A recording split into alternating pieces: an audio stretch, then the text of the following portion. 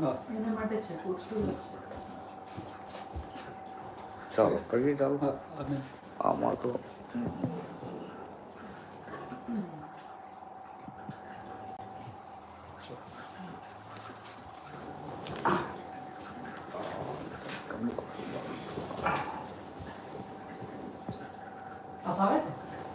સરસ.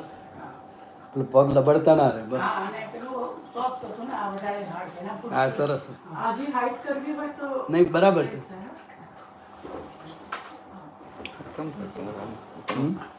ટેકન જોડે એટલે આવું થાય નહીં. હું કડક જોઉં છું. ના ના તમારે નીચે ઉસીકો મૂકો જ મૂકો અને પછી એક પાછળ લઈ લો. પેલું એક્સ્ટ્રા જે પડ્યું છે ને એટલે એની પર બેસી જાઓ. એ સારું પડશે. આ છે ને આને આમ નીચે આપણો તમારો સોફા દબાઈ જાય ને પહોંચા પૂછા હોય ને એટલે ઉતરી જવાનું. મને આપણું પ્લેટફોર્મ બેસો ને તમારે લેવલ જોઈએ. ચાલો બોલો. નમો વિતરાગાય નમો વિતરાગાય નમો અરિહંતાણમ નમો અરિહંતાણમ નમો સિદ્ધાણમ નમો સિદ્ધાણમ નમો આયરિયાણમ નમો વાયરિયાણમ નમો ઉવજ્જાયાણમ નમો વજ્જાયાણમ નમો લોય સવ સાહુણમ નમો લોય સવ સાહુણમ એસો પંચન મુક્કારો ऐसो पंचन मुक्कारो સૌવપાવપણાસણો सौवपावपणासनो મંગલાણમ ચ સૌવેસીમ मंगलाणं च सव्येसिं પડમમ હવૈ મંગલમ पद्मं हवै मङ्गलम् ઓમ નમો ભગવતે વાસુદેવાય ॐ नमो भगवते वासुदेवाय ઓમ નમઃ શિવાય ॐ नमः शिवाय જય સચ્ચિદાનંદ जय सच्चिदानंद निज स्वभाव से सद्गुरु નિજ સ્વભાવ સે સદગુરુ गुरु लघु सर्वज्ञ है ગુરુ લઘુ સર્વજ્ઞ હૈ सूक्ष्मतमा सिद्ध परम गुरु સૂક્ષ્મતમા સિદ્ધ પરમ ગુરુ सत्यम निश्चय वंद है સત્યમ નિશ્ચય વંદ્ય હૈ तेत्रिस कोटि दैवगण તેત્રીસ કોટી દૈવગણ विश्वहितार्थे स्वागतम् વિશ્વહિતાતે સ્વાગતમ जगकल्याणक यज्ञ में જગ કલ્યાણક યજ્ઞ મે मंगलमय द्यो आशीषम् મંગલમય દ્યો આશીષમ सिद्ध स्वरूपी मूर्तमो સિદ્ધ સ્વરૂપી મૂર્ત મોક્ષ गलती भूल को माफी दो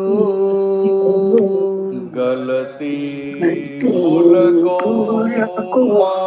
માફી દ્યો व्यवहारे सद्बुद्धि हो વ્યવહાર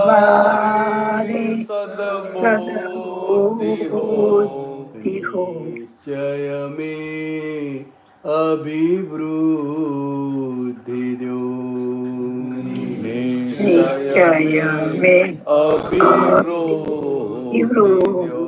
દો સચ્ચિદાનંદ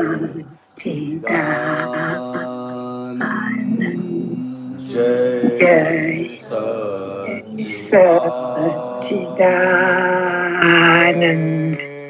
સચ્ચિદાનંદ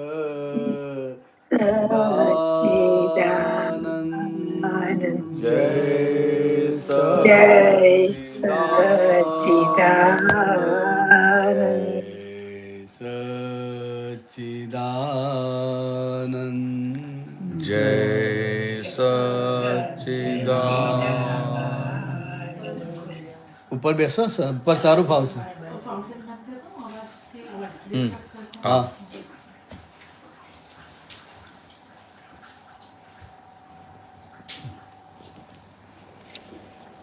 લો બધા એક એક આપો.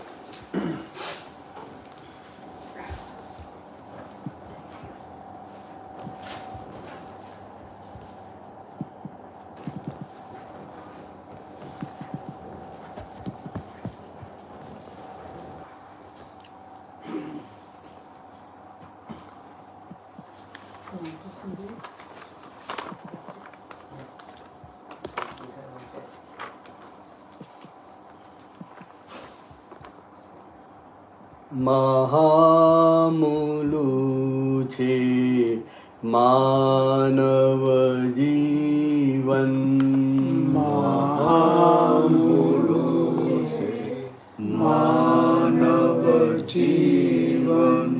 વ્યર્થ ન કંઈ વેડફાય બૈલા વ્યર્થ ન કંઈ વેડફાય બૈલા. દેવોએ ઝંખે છે મનુષ્યનો ભવ દેવોએ ઝંખે છે મનુષ્યનો ભવ. કારણ મોક્ષ જ થાય મહિલા કારણ મોક્ષ જ થાય મહિલા. અનાદિથી જીવ શોધે છે સુખ અનાદિથી જીવ શોધે છે સુખ. ભરમ દુકાને ખરીદ્યું દુઃખ પરમ દુકાને ખરીદ્યું દુઃખ.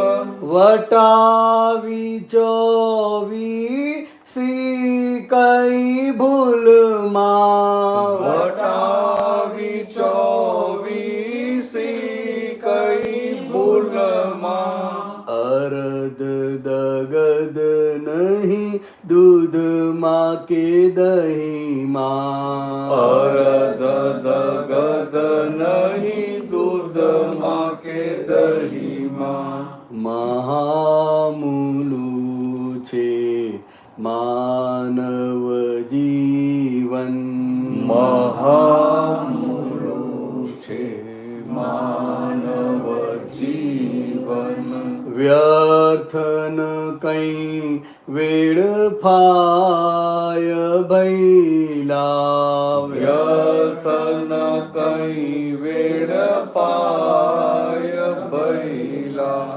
સ્વછંદે કર્યું ધર્મ આરાધન સ્વચ્છંદે કર્યું ધર્મ આરાધન. ક્રિયા કમાણી કર્મ વિરાધન ક્રિયા કમાણી ધર્મ વિરાધન. પોતાપણાના મત ઉંબરમાં પોતાપણાના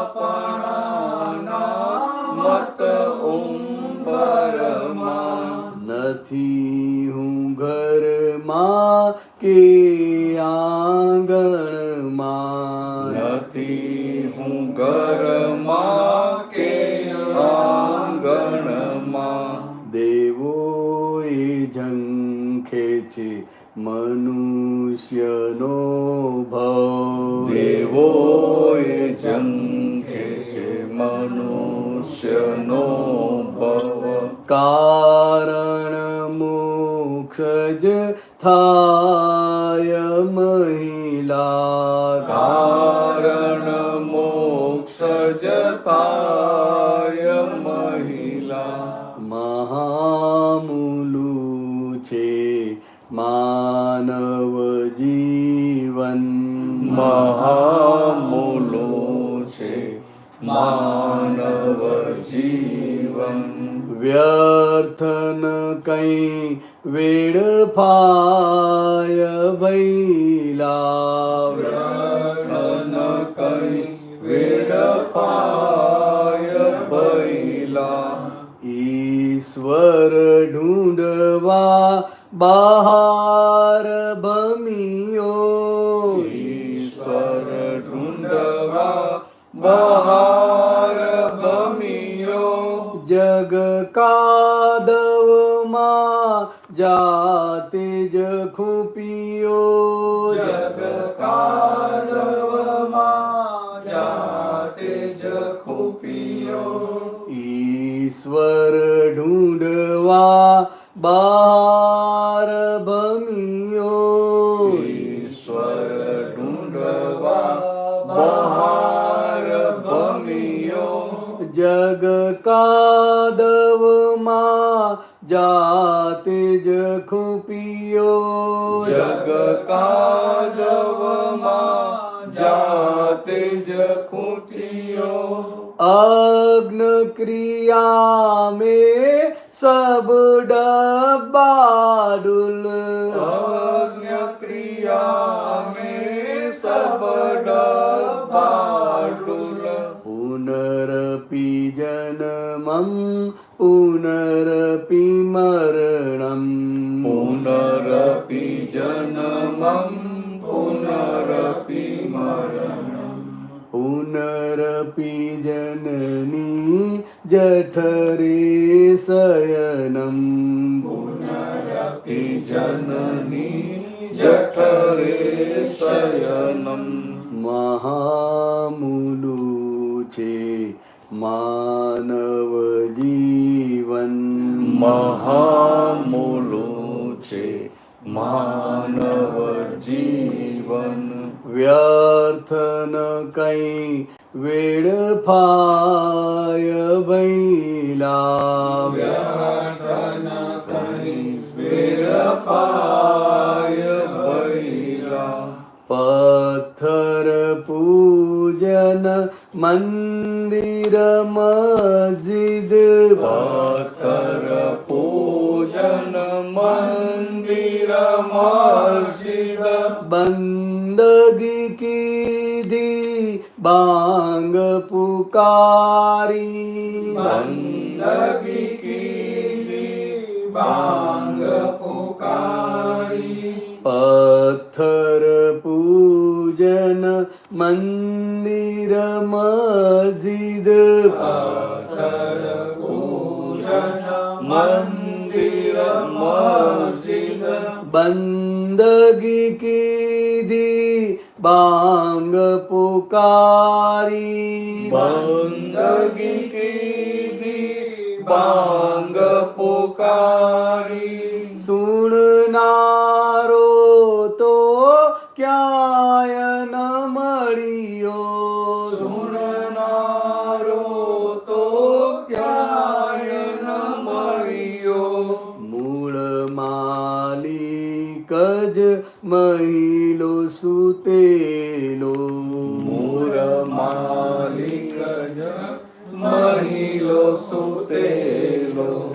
જગાવી દાદે સ્વરૂપ રમણા. જગાવી દાદે સ્વરૂપ રમણા. ઉત્તમ ક્ષણ સરી જાય ખપિયા.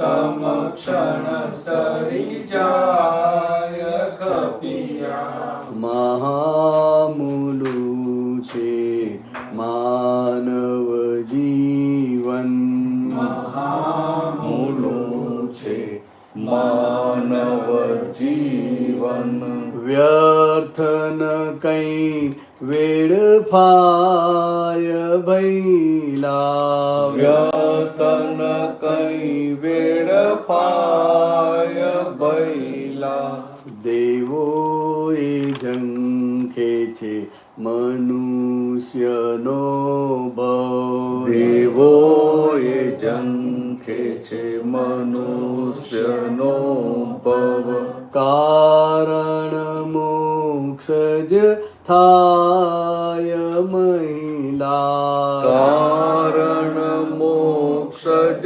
થાય મહિલા મહામૂલું છે માનવ જીવન મહામૂલું છે માનવ જીવન જય સચ્ચિદાનંદ બધા જ્ઞાન લીધા છો હમણાં આપણે ટેબલ પર વાત થઈ ને અમદાવાદ એક્સિડન્ટ એટલે જગતની દ્રષ્ટિએ એવું લાગે કે બધા નિર્દોષ મરી ગયા બિચારાનો શું વાંક ગુનો એટલે જગતની દ્રષ્ટિ જે છે એ જેટલું દેખાય છે જેટલું સમજાય છે એટલું બોલે છે પણ હકીકત ના દેખાય એવું 70% જેવું છે આજે આપણે જોઈને બોલીએ છીએ તો ખાલી 30% છે 30% દેખાય છે અને આપણે એવું માનીએ છીએ કે બિચારા નિર્દોષ મરી ગયા એમાંય તમે એમ બોલો કે ભાઈ પ્લેનમાં બેઠા હતા એ તો મરી ગયા સમજ્યા પણ પેલા હોસ્ટેલમાં જમતા હતા એમનો શું વાંક ટ્રેની ડોક્ટર્સ હા એમનો શું વાંક તો કે આ બુદ્ધિ પહોંચી શકે એવું નથી ત્યાં આગળ બુદ્ધિ ના પહોંચે કારણ કે કોઈ પણ એક્સિડન્ટ થાય એમાં ઘણા બધા કારણો હોય છે દેખાય ના દેખાય સમજાય ના સમજાય એવા ઘણા બધા કારણો હોય છે કોઈ પણ એક્સિડન્ટમાં અને આપણે બધા જે ચર્ચા કરીએ છીએ સમાચારવાળા જે ચર્ચા કરે છે એ દેખીતા કારણોની ચર્ચા કરે છે પણ આપણા વિજ્ઞાનની દ્રષ્ટિએ જોઈએ તો આ બન્યું ને બન્યું એટલે એની પાછળ કંઈ કારણ હોય તો જ બને એમનેમ બને નહીં અને આ તો કેટલી મોટી ઘટના કહેવાય એમનેમ બને તો કે એમનેમ ના બને હવે બન્યું છે તો એમાં ઘણા બધા નિમિત્તો પણ હોય કોઈ બધા હોદે છે ને તો સંશોધન ચાલે છે કે આને કારણે આમ થયું આને આમ કર્યું જે દેખાય છે સંશોધન એ દેખીતા નિમિત્તોની વાત કરે છે પણ આવું થયું કેમ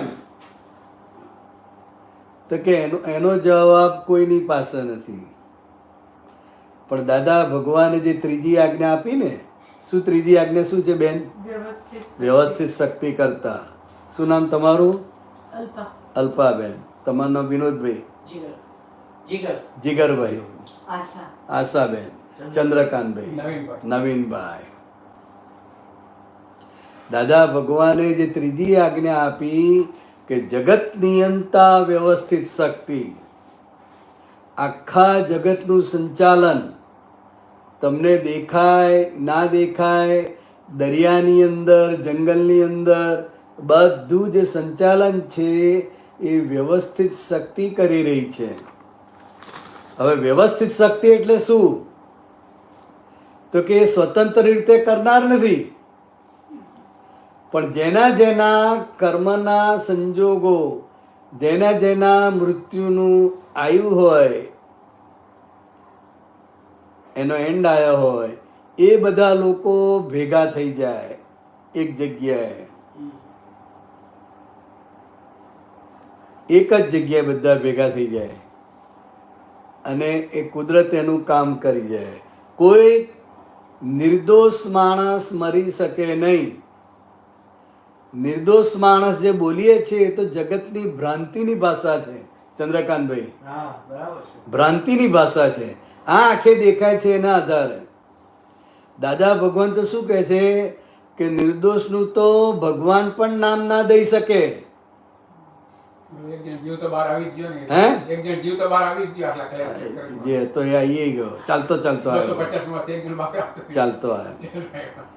તો હવે આપણને કારણો દેખાતા નથી, સમજાતા નથી, એટલે આપણે જગતના લોકો જગતની ભ્રાંતિની ભાષામાં બોલે છે. જેને જેવું દેખાય, જેને જેવું સમજાય એ રીતે બોલે છે. પણ વૈજ્ઞાનિક ભાષા, જે વિજ્ઞાનની ભાષા છે, એમાં શું તો કે જેને જેને જે કંઈ પણ જેટલી પણ અસર થઈ છે, જે કંઈ પણ નુકસાન થયું છે, તો કે એના કર્મના હિસાબે જ થયેલું છે. નિર્દોષ માણસ એકે હોય જ નહીં. જગતની ભાષામાં નિર્દોષ છે, ભગવાનની ભાષામાં નિર્દોષ નથી. સમજાય?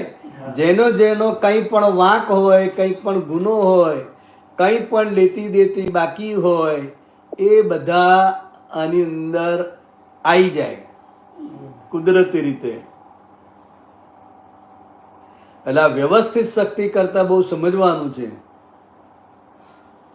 એમાં સ્વતંત્ર રીતે કોઈ પણ વ્યક્તિ કરનાર નહીં. હોસ્ટેલમાં જે જમવા મોડો આવતો હોય, આજે વહેલો આવી ગયો હોય અને કોઈ જમીને બહાર નીકળી ગયો હોય, સેકન્ડમાં કેટલો બધો ફેર પડે. સમજાય? એક સેકન્ડ મોડો પડે તોય ફેર પડે અને એક સેકન્ડ વહેલો બહાર નીકળી જાય તોય ફેર પડે. એટલે એટલું બધું ટાઈમિંગ છે, કલ્પના બહારનું ટાઈમિંગ છે. અને આ જે ટાઈમિંગ સેટ થાય છે એને વ્યવસ્થિત શક્તિ કરતા કહે છે. વ્યવસ્થિત શક્તિ કરતા એટલે ઘણા બધા કારણો ભેગા થઈને આ ક્રિયા થઈ. ઘણા બધા કારણો દેખાય ના દેખાય એવા. આપણે એક વાક્ય કીધું કે accident has so many હા, એટલે દાદા ભગવાન એક સ્ટેટમેન્ટ આપ્યું છે, an incident is so many causes and accident in too many causes. કંઈ પણ બનાવ બને સામાન્ય તો કે એમાં ઘણા કારણો છે, પણ કંઈ મોટો એક્સિડન્ટ થાય, કંઈ પણ મોટું થાય તો એમાં તો ઘણા બધા કારણો છે, ત્યારે આ વસ્તુ બને છે. સમજાય? એટલે આ જગત નિયંતા વ્યવસ્થિત શક્તિ દાદા ભગવાને જે આજ્ઞા આપી તો કે એ જગત વ્યવસ્થિત શક્તિ કરતા એટલે કોણ તો કે તમારા જ આગલા જન્મના જે જે ભાવ સ્વરૂપે કર્મ થયેલા છે એના આધારે કોઝલ બોડી બની હોય. શું બની હોય? Causal body. સારા ખરાબ જે ભાવ થયા છે એના આધારે કોઝલ બોડી બની હોય. એ હું નહીં સમજી. એટલે માણસ આ જીવતો હોય ને, અત્યારે દાખલા કે આ જીવતા હોય માણસ, તો અત્યારે બેઠા હોય અહીંયા હોય, પણ અંદર ચાલતું હોય કંઈનું કંઈ. Causal body. કોઝલ એટલે કારણ શરીર, જેને ગુજરાતીમાં કારણ શરીર બને છે. અત્યારે આપણને અત્યારે આપણને અલ્પાબેનનું જે સ્થૂળ શરીર મળ્યું ને એ કોઝલ બોડીનું પરિણામ છે. હા, જેને જેને જે શરીર પ્રાપ્ત થયું એ કોઝલ બોડીનું પરિણામ છે. આપણે જે જે સારા કે ખરાબ સંસ્કાર લઈને આવ્યા છે એની અંદર, આ શરીરની અંદર એ કોષ સ્વરૂપે પડેલા છે બધું જ. એનું આ સ્થૂળ શરીર થઈ ગયું. અને સ્થૂળ શરીર એટલે હવે તમારે ફક્ત કર્મ ભોગવવાના રહ્યા.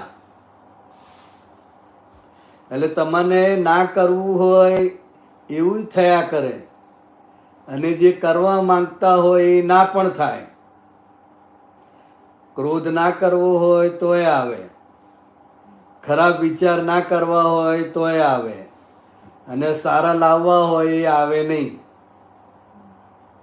એટલે એ અત્યારે આ જે સ્થળ શરૂ છે તો કે પરિણામ સ્વરૂપે કામ કરે છે. શું કરે છે? પરિણામ. પરીક્ષા આપતી વખતે સજાગ રહેવું પડે. જ્યારે આપણે પેપર લખતા હોય ત્યારે સજાગ રહેવું પડે. એમાં ખોટું લખાયું જે પછી ચેકી નાખો તોય ચાલે, પણ સપ્લિમેન્ટરી આપી દીધી, પરીક્ષા અપાઈ ગઈ, પછી તમારા હાથમાં રહ્યું, પછી રિઝલ્ટ આવે. તો કે એવી રીતે અત્યારે આપણને જે આ શરીર પ્રાપ્ત થયું છે એ રિઝલ્ટ છે. રિઝલ્ટમાં કોઈ પણ વ્યક્તિ કંઈ પણ ફેરફાર કરી શકે નહીં. આ સામાન્ય માણસની વાત નહીં કરતો. કૃષ્ણ ભગવાન, રામચંદ્ર ભગવાન, મહાવીર સ્વામી ભગવાન, જેટલા પણ ભગવાન થઈ ગયા એમના જીવનમાં પણ કંઈ ચેન્જ કરી શકે નહીં. એમને પણ બધું ભોગવવું પડે. આપણા કરતાં એ લોકોએ વધારે દુઃખ ભોગવ્યા કે આપણે વધારે ભોગવીએ છીએ? અલ્પાબેન, રામચંદ્રએ વધારે ભોગવ્યા. કૃષ્ણ ભગવાને કેટલા ભોગવ્યા? મહાવીર સ્વામી બધાએ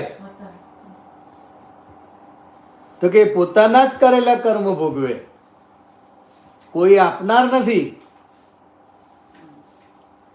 કોઈ તમને આપનાર નથી, કોઈ વ્યક્તિ નથી. આ વ્યવસ્થિત શક્તિ એટલે બહુ મોટું કોમ્પ્યુટર છે. કોમ્પ્યુટરમાં તમારે જે ભાવ જાય, સારા કે ખરાબ, એ ભાવનું પરિણામ આ વ્યવસ્થિત શક્તિ આપે છે.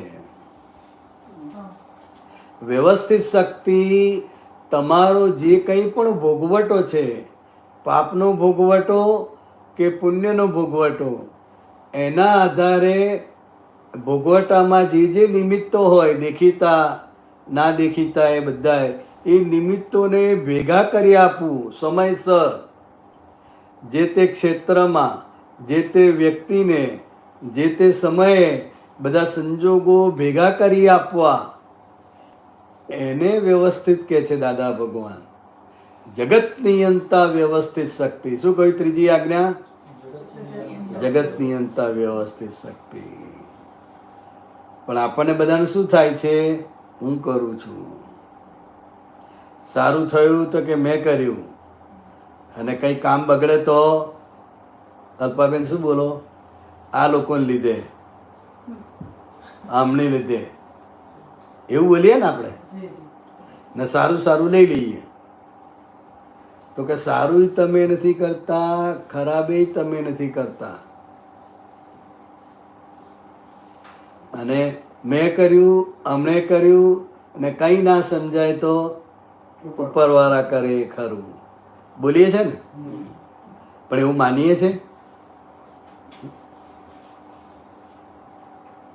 અલ્પાબેન એવું માનીએ, બોલીએ ખરા, માનતા નથી. હે?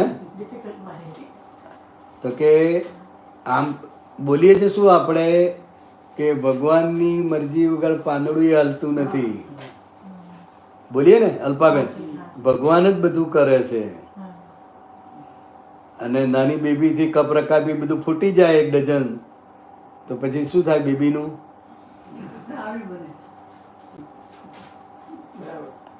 તો એ કોણે કર્યું? બેબીએ કર્યું કે ભગવાને? વ્યવસ્થિત શક્તિ. આ એક્ઝેક્ટ જવાબ છે.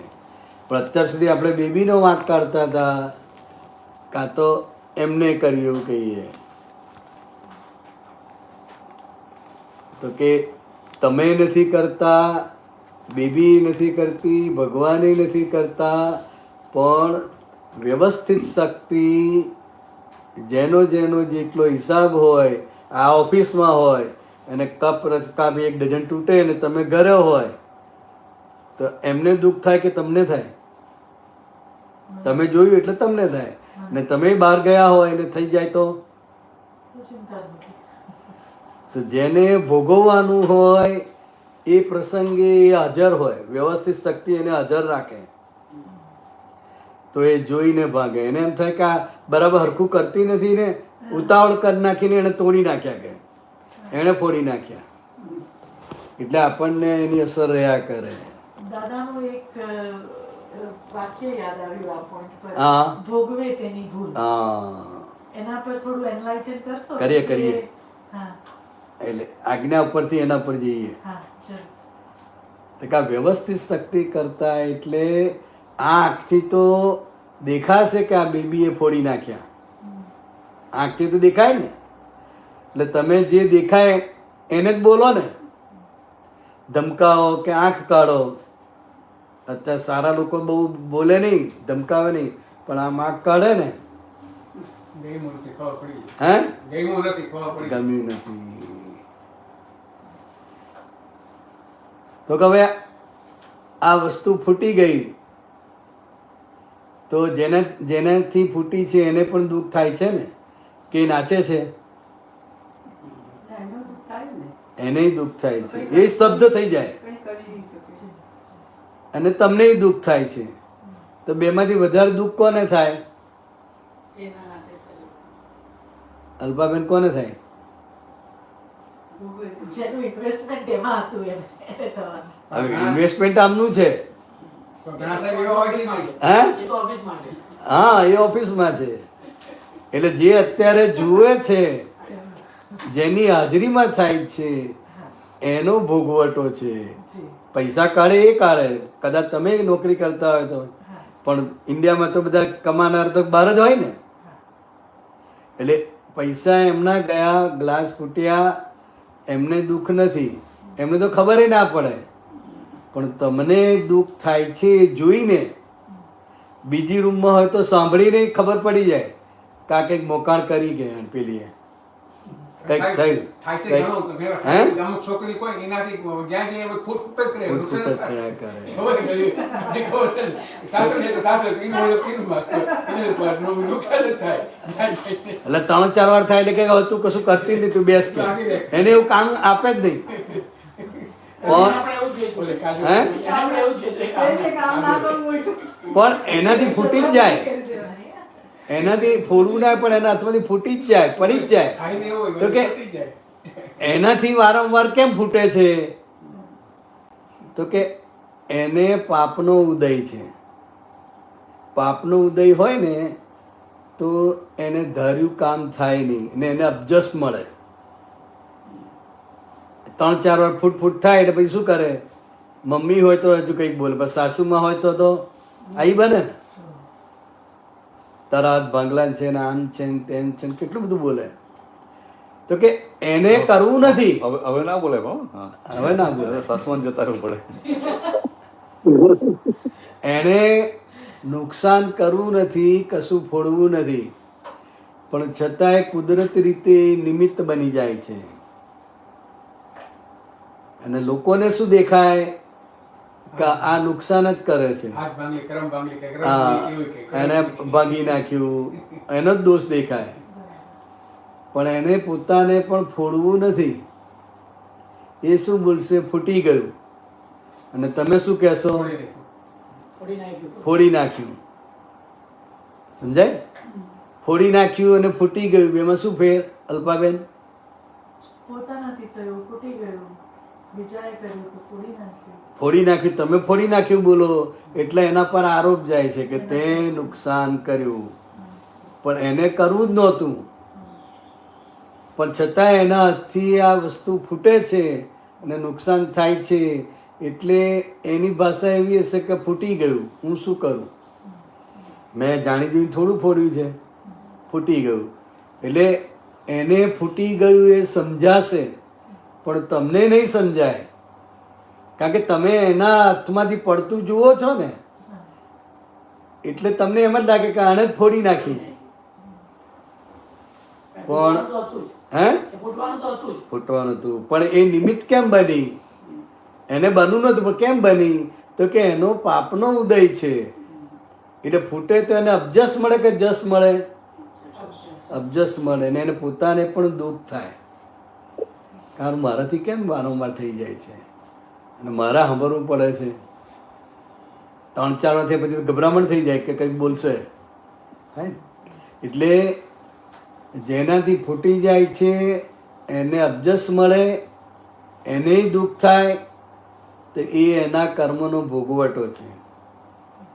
ઘરની વડીલ હોય, વ્યક્તિ હોય, એને દુઃખ થાય તો એ એનો ભોગવટો છે. એટલે જે અત્યારે દુઃખ ભોગવે છે એ ગુનેગાર. શું કે? દુઃખ આપનાર ગુનેગાર નહીં. દુઃખ જેને પ્રાપ્ત થાય છે, જેને મળે છે એ ગુનેગાર. દાખલા તરીકે તમે તાવ આવ્યો હોય અને ઇન્જેક્શન મુકાવવા જાઓ અને એ ઇન્જેક્શન રાત્રે દુખ્યા કરે, દુખે બરાબર, તો શું કરો પછી? ડૉક્ટરને ગાળો દો કે આશીર્વાદ આપો? સહન કરો, સહન કરો. હે? ભોગવવું પડે. ડોક્ટરને તો ગાળ ના આપીએ, તો આશીર્વાદ એને આપો ને. અને આશીર્વાદ નહીં. ચૂપચાપ ભોગવી લો. પણ ડૉક્ટરનો વાંક દેખાય ને. ડૉક્ટરે તો આખા દિવસમાં 100 જણને ઇન્જેક્શન આપ્યું, તમને કેમ દુખે છે? હાથ ભારે છે. હા, હાથ ભારે છે, હાથ ભારે. એ શબ્દ યાદ આવે. હા, હાથ ભારે. પણ એ તો 99 જણ તો કશી તકલીફ નહીં, તમને એકલાને તકલીફ છે. હવે તમને તકલીફ થાય તો ડૉક્ટરની ઊંઘ બગડી જાય, ખલેલ પડે ઊંઘમાં એની? ના. એ તો નિરાંત ઊંઘતા હોય ને. પણ જેને અત્યારે દુખે છે, હા, ભોગવે છે કોણ અત્યારે? આપણે. જેને ઇન્જેક્શન દુખે છે. એટલે જે અત્યારે દુઃખ ભોગવે છે એ ગુનેગાર. અત્યાર સુધી આપણે ડૉક્ટરને ગુનેગાર માન્યા. ડૉક્ટરનો હાથ ભારે છે, અને તો હજુ કશું સમજણ નહીં પડતી, આવડતું નથી, આમ છે. ડૉક્ટરને જ બોલ બોલ કર્યા કરીએ, ડૉક્ટરનો જ વાંક કાઢીએ, ડૉક્ટરને જ ગાળો દીધા કરીએ. પણ દુખે છે કોને અત્યારે? ડૉક્ટર તો નિરાંત ઊંઘે છે. તો જેને દુખે છે, જે દુઃખ ભોગવે છે એ ગુનેગાર. આ ભગવાનની ભાષા છે. ભોગવે તેની ભૂલ એ ભગવાનની દરઅસલ ભાષા છે. અને જેટલા પણ ભગવાન થઈ ગયા એમની પાસે આ સિદ્ધાંત હતો. એટલે દરેક એ જ જોયું કે અત્યારે વનમાં જવાનું કોને થયું? રામચંદ્ર ભગવાનને થયું. તો જગતની દ્રષ્ટિએ કેવું કહેવાય કે બિચારા રાજગાદી બેસવાનું હતું અને વનમાં ગયા. પણ એમણે કઈ રીતે લીધું? એમની આ દ્રષ્ટિ હતી તો કે મારું અહોભાગ્ય છે કે મને માતા પિતાના આજ્ઞા પાળવાનો મોકો મળ્યો, અને આ 14 વર્ષ હું વનમાં જઈશ તો મોટા મોટા ઋષિ મુનિઓના દર્શન થશે, સત્સંગ વાર્તાલાપ થશે. મારો તો અહોભાગ્ય છે કે છે. એમણે આખું આ રીતે લીધું. એટલે જે જ્ઞાન ભાષા છે એ હંમેશા પોઝિટિવ જ હોય. આમ તો પોઝિટિવ ના બોલે, પણ યથાર્થ કહેવાય. શું કહેવાય? યથાર્થ. જગતની ભાષામાં પોઝિટિવ અને નેગેટિવ છે. ભગવાનની ભાષામાં તો જે છે વખતે જે થાય છે એ જ કરેક્ટ છે. એટલે યથાર્થ ભાષા કહેવાય. સમજાય? એટલે જે ભોગવનાર છે એ ગુનેગાર. અત્યાર સુધી આપણે કઈ રીતે લીધું? દુઃખ આપનારને ગુનેગાર જોયા. દુઃખ આપનાર ગુનેગાર દેખાય તો અંદર શાંતિ રહે કે અશાંતિ? અલ્પાબેન? અશાંતિ. અશાંતિ રહે. ડૉક્ટર માટે કંઈ પણ અવળું વિચારીએ, કંઈ પણ બોલીએ એના માટે તો દુખતું બંધ થઈ જાય ને? બંધ ના થાય દુખતું? તો બહાર નીકળી ગયું. એટલે ઇન્જેક્શન તો દુખે જ છે, અને પેલાને ગુનેગાર તરીકે જોયો, તો એ ક્યાં જશે? એનું શું થશે પછી? તો પછી આ તો નવી ભૂલ ચાલુ થઈ ગઈ ને પછી આ. નવી ભૂલ. એટલે અત્યારે માણસો જૂનું કર્મ ભોગવે છે અને એ ભોગવતા ભોગવતા જ્ઞાન નહીં હોવાને કારણે સામેવાળાની ભૂલ જુએ છે, એટલે નવું કર્મ બંધાય છે. એટલે કંઈ બોલવાનું જ નહીં, એવું થઈ ગયું હતું. સમજવાનું રહ્યું. કઈ રીતે સમજવાનું? બોલાઈ જ જશે, બોલાઈ જશે. પણ આજ્ઞા દ્રષ્ટિ શું કહે છે? તો કે આ કોને ઇન્જેક્શન દુખે છે પહેલા આપણે એ જોવાનું. કોને દુખે છે આજ્ઞા પ્રમાણે? આપણને એટલે કોને? લીધું એને દુખે છે. જેને લીધું. અલ્પાબેન ઇન્જેક્શન મુકાયું તો અલ્પાબેનને દુખે છે. આપણે કોણ? શુદ્ધાત્મા. શુદ્ધાત્મા. તો કા અલ્પાબેનને દુઃખ મળ્યું ને? આપણે જોઈતું હતું? તો કા અલ્પાબેનને દુઃખ પ્રાપ્ત થયું. હવે એને તમે ક્ષમતા ભાવે જોઈને એનું સમાધાન કરો. કહો અલ્પાબેન આ પૈસા આપ્યા ઇન્જેક્શનના અને દુઃખ લેતા આવ્યા.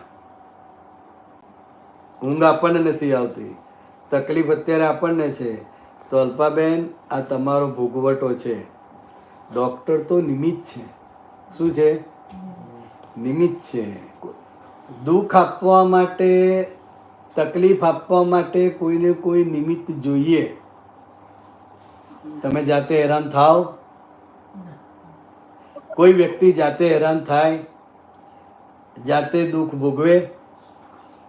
જોઈતું જ નથી કોઈને દુઃખ, ગમતુંય નથી, જોઈતું નથી, પણ આવે છે. કેમ આવે છે? તો કે અલ્પાબેનનો હિસાબ છે. જ્યારે જ્યારે પાપનો ઉદય હોય ત્યારે આ બધા ભોગવટા આવે જાત જાતના. પણ એ પાપનો ઉદય તો આપણને તો ખબર છે જ નહીં ને કે પેટ આ શું છે કંઈ. એટલે દાદા ભગવાને સિદ્ધાંત આપ્યો ને કે અત્યારે દુઃખ કોને થાય છે એ જોઈ લો. જેને દુઃખ થાય છે, જે અત્યારે દુઃખ ભોગવે છે એ ગુનેગાર. અત્યાર સુધી આપણે દુઃખ આપનારને ગુનેગાર જોયો અને નવું કર્મ બંધાયું. એટલે આ સિદ્ધાંત કેમ આપ્યો? ભોગવે તેની ભૂલ. તો કે અત્યારે દુઃખ કોણ ભોગવે છે? તો કે એની ભૂલ છે. હવે અત્યારની વર્તમાનની ભૂલ નથી. તમે વર્તમાનમાં જોશો કે હું તો બધાને બહુ સારી રીતે રાખું છું, કોઈનું મેં બગાડ્યું નથી, દેવ દર્શને જઉં છું, આખો દાડો ભક્તિ કરું છું, તોય મને કેમ આવ્યું? ભગવાન મને કેમ આપે છે? આપણે બધા ભગવાન પર આરોપ મૂકીએ. તો કે ના, આ જે કંઈ પણ પ્રાપ્ત થાય છે, સુખ કે દુઃખ, એ પૂર્વે કરેલા કર્મનું ફળ છે. ફળ તો દરેકે ભોગવવું જ પડે. આપણે બોલીએ છીએ ને, કર્મ તો દરેકે ભોગવવું જ પડે. સમજાય? એટલે દુઃખ કોને થાય છે એ જોઈ લેવાનું. જેને દુઃખ થાય છે એ ગુનેગાર. અત્યાર સુધી ભ્રાંતિની દ્રષ્ટિથી આપણે દુઃખ આપનારને ગુનેગાર માન્યો. દુઃખ આપનારને ગુનેગાર માન્યો એટલે એ ટાળક ના થઈ અને નવું કર્મ બંધાયું. આ ભોગવે તેની ભૂલ તમે સમજશો એટલે તરત જ થશે કે ઓ અલ્પાબેન આ તમને કેમ ઇન્જેક્શન દુખ્યું? કેમ આ દુખે છે? તમારે તો દુખાડવું નથી. ડૉક્ટરની એવી ઈચ્છા નથી કે અલ્પાબેન રાતે ઉજાગરો થાય. એવી રીતે ઇન્જેક્શન આપે? તો આપણા ભાગે આવ્યું ના, તો આ દુઃખ જે આપણા ભાગે ભોગવવાનું આવ્યું, તો જે દુઃખ ભોગવે છે એ ગુનેગાર. ઇન્જેક્શન આપનાર તો નિરાંત ઊંઘી ગયા છે, એટલે એ ગુનેગાર નથી. સમજાય? ગુનેગાર જે દુઃખ ભોગવે એ જ ગુનેગાર. એટલે જેને જેને કંઈ પણ દુઃખ આવી પડે, ના ગમતું કરવું પડે, એ બધું decided જ છે. ના ડિસાઇડેડ છે એવું નહીં, તમારા જ કર્મનું ફળ તમને મળે છે. ડિસાઇડેડ ના કહેવાય. પણ અત્યાર સુધી આપણે સામેવાળાનો વાંક જોયો. તમે ઇન્ડિયામાં ગયા અને ટ્રેનમાં ચડતા તમારું પાકીટ કપાય તો કોને ગાળો દો અલ્પાબેન? ચોરને જ ગાળો દે. બરાબર. જોને શાબાશી તો અપાય નહીં ને આપણે. અને આપણે શાબાશી ક્યાં આપવાની છે? ગાળો આપે. ગાળો આપે છે. પછી નવું કર્મ ઊભું થઈ ગયું. હા, દાદા ભગવાન એ જ સવાલ પૂછે. મારું પાકીટ લઈ ગયું. એટલે નવું કર્મ ના બંધાય એના માટે આ ભોગવે તેની ભૂલનો સિદ્ધાંત છે. આ તો લઈ ગયો એમ સમજો. ના લઈ ગયો તો લઈ ગયો એવું નહીં. એ તો બધું બોલે જ છે ને, મારા નહોતા તો ગયા, મારા નસીબમાં નહોતા તો ગયા. ઘણા બોલે જેવી ભગવાનની ઈચ્છા. પણ ગુનો કોનો દેખાય છે, વાંક કોનો દેખાય છે? તો કે જેનો વાંક દેખાય છે માટે ત્યાં નવું કર્મ બંધાય છે. એકમાંથી છૂટો છો અને પાછું અજ્ઞાન દ્રષ્ટિને કારણે નવું કર્મ બંધાય છે.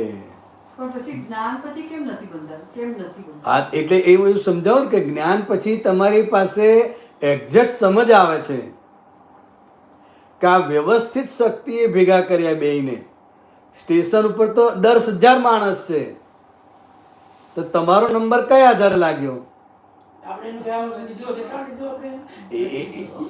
એવું બોલે છે ખરા, પણ સમજાતું નથી. એવું બોલે છે કે ભાઈ આપણે લીધું હશે માટે લઈ ગયો, લઈ ગયો. પણ વાંક કોનો દેખાય છે? આપણો દેખાય છે. બોલીએ છે તો કે સામેવાળાનો બોલે છે પોઝિટિવ કે આપણે કંઈક લીધું હશે કે કંઈક એવું આવી ગયું હશે માટે આ ગયું. પણ એવી સમજણ નથી. સમજણ ઊંધી છે કે પેલા આને ક્યારે આપણી જાતને પૂછ્યું કે આપણા રૂપિયા કેમ ગયા? અને આપણે તો 2-3 ગજવામાં મૂકીએ ને પાછા, તો આજ ગજવું કેમ કપાયું?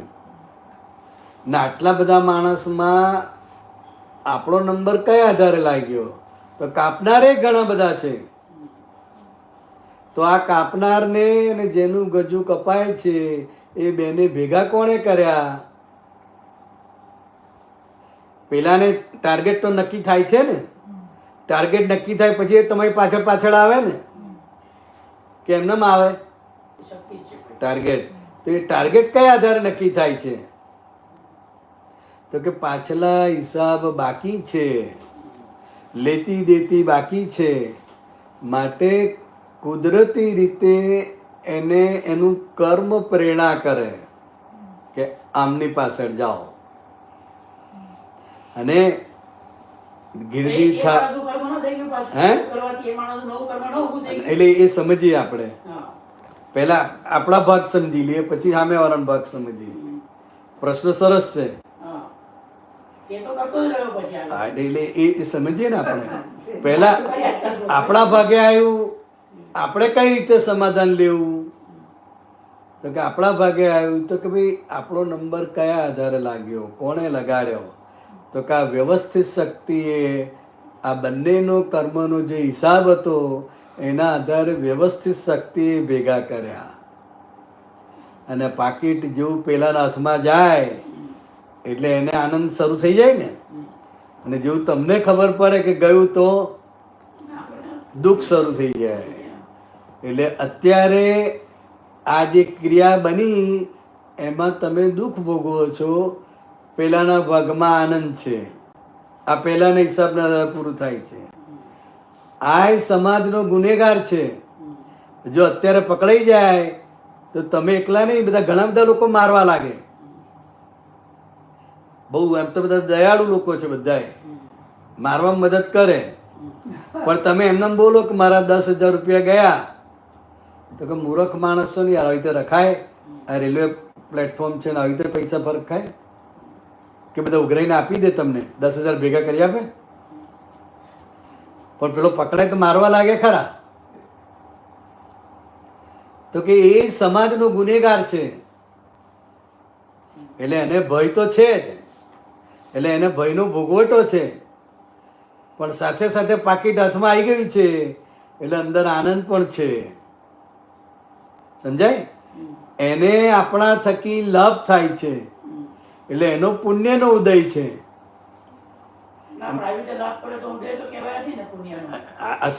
યથાર્થ સમજવું તો પડે ને પહેલા કે આ શું છે એક્ઝેક્ટ. કાકા આ આપણને સમજાતું નથી, આપણે એને ગાળો દઈએ છીએ. તો કે હવે નવું કર્મ ના બંધાય એના માટે આ યથાર્થ સમજણ છે કે વ્યવસ્થિત શક્તિએ ભેગો કરી આપ્યો. તમારી ઈચ્છા હતી કે ગજુ કપાય? અલ્પાબેનની ઈચ્છા હતી? કોઈની ઈચ્છા નહોતી. તો કયા આધારે તમે રેલવે સ્ટેશને ગયા? કયા આધારે તમને બે ભેગા થયા? કોણે કર્યા? તો કે આ વ્યવસ્થિત શક્તિ જેનો જેવો ભોગવટો હોય એ પ્રમાણે એને નિમિત્ત ભેગું કરી દે. એટલે આ પહેલાનો જે હિસાબ હતો બંનેનો, જે લેતી દેતી બાકી હતી, એના આધારે કુદરત એને પ્રેરણા કરે કે આમની પાછળ જા. એટલે એ જૂનું કર્મ પૂરું થાય છે. પણ અજ્ઞાન દ્રષ્ટિને કારણે જો તમે ગજવા કાપનારનો વાંક જુઓ, એને બોલો કંઈ, એને માટે કંઈ અવળું સવડું કરો, તો ત્યાં નવું કર્મ બંધાય અને તમને સમજાય કે આ તો મારો ભોગવટો છે, અત્યારે હેરાન હું થઉં છું. આ કુદરતની કોર્ટમાં આજે આપણે પકડાયા. પેલી કોર્ટમાં તો જ્યારે પકડાશે ત્યારે, પણ કુદરતની કોર્ટમાં આજે આપણે પકડાયા. આપણે ખરેખર ચોર આપણે છે કુદરતની કોર્ટમાં. આપણે કંઈક કરેલું એનું આ ફળ આવ્યું અત્યારે ચોરીના સ્વરૂપે. પેલો જ્યારે પકડાશે ત્યારે એ ગુનેગાર તો છે જ, પણ સમાજનો ગુનેગાર છે. શું છે? સમાજનો ગુનેગાર છે. આપણો તો ડાયરેક્ટ છે. ના, થેન્ક યુ નહીં કહેવાનું, પણ એને ગાળો નહીં દેવાની. સમજણ હોય તો ગાળો ના દેવાય. અંદરથી સમજ નહીં. એટલે ગયું તે ગયું, એ તો આપણે ગયું તે ગયું, એ આપણે જ્ઞાન વગેરે બોલતા હતા ને, આપણે અત્યાર સુધી બોલ્યા જ ના. પણ આ દાદા ભગવાનની એક્ઝેક્ટ સમજ છે. આ વ્યવસ્થિત હે સોરી હું ઇન્ટરપ્ટ કરું આપને. આવો જ એક સિનારીઓ મારી સાથે 3-4 વર્ષ પહેલા થયો. દુબઈ જતા હતા, ફ્લાઇટની ટિકિટ બુક હતી અને હિથ્રો પર પહોંચ્યા પછી ખબર પડી કે ફ્લાઇટ કેન્સલ થઈ ગઈ. એટલે અમારા 4 જણના ટિકિટના પૈસાનો લોસ. પહેલી વસ્તુ, ત્યાંથી હોટલનું બુકિંગ નોન રિફંડેબલ હતું, એટલે એના બી પૈસા ગયા. દરેક દિવસના એક્સકર્શન બુક્ડ હતા, એટલે એના બી પૈસા ગયા.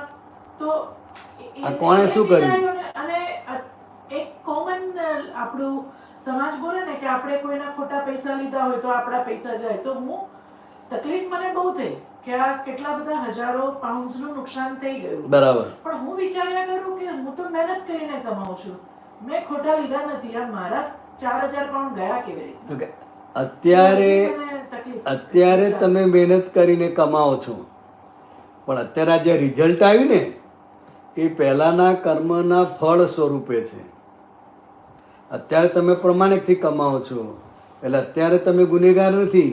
પણ અત્યારે તમારી જોડે જે કંઈ પણ બને છે એ પહેલાના ગુનાના આધારે બને છે. જો ખરેખર પ્રમાણિકતા ના હોય તો જાય જ નહીં. પણ જે કમાઓ છે એ પ્રમાણિકતાના છે, પણ જે પહેલાનો ગુનો છે એ ગુનાના આધારે તમારે આ વસ્તુ બનીને ઊભી રહે.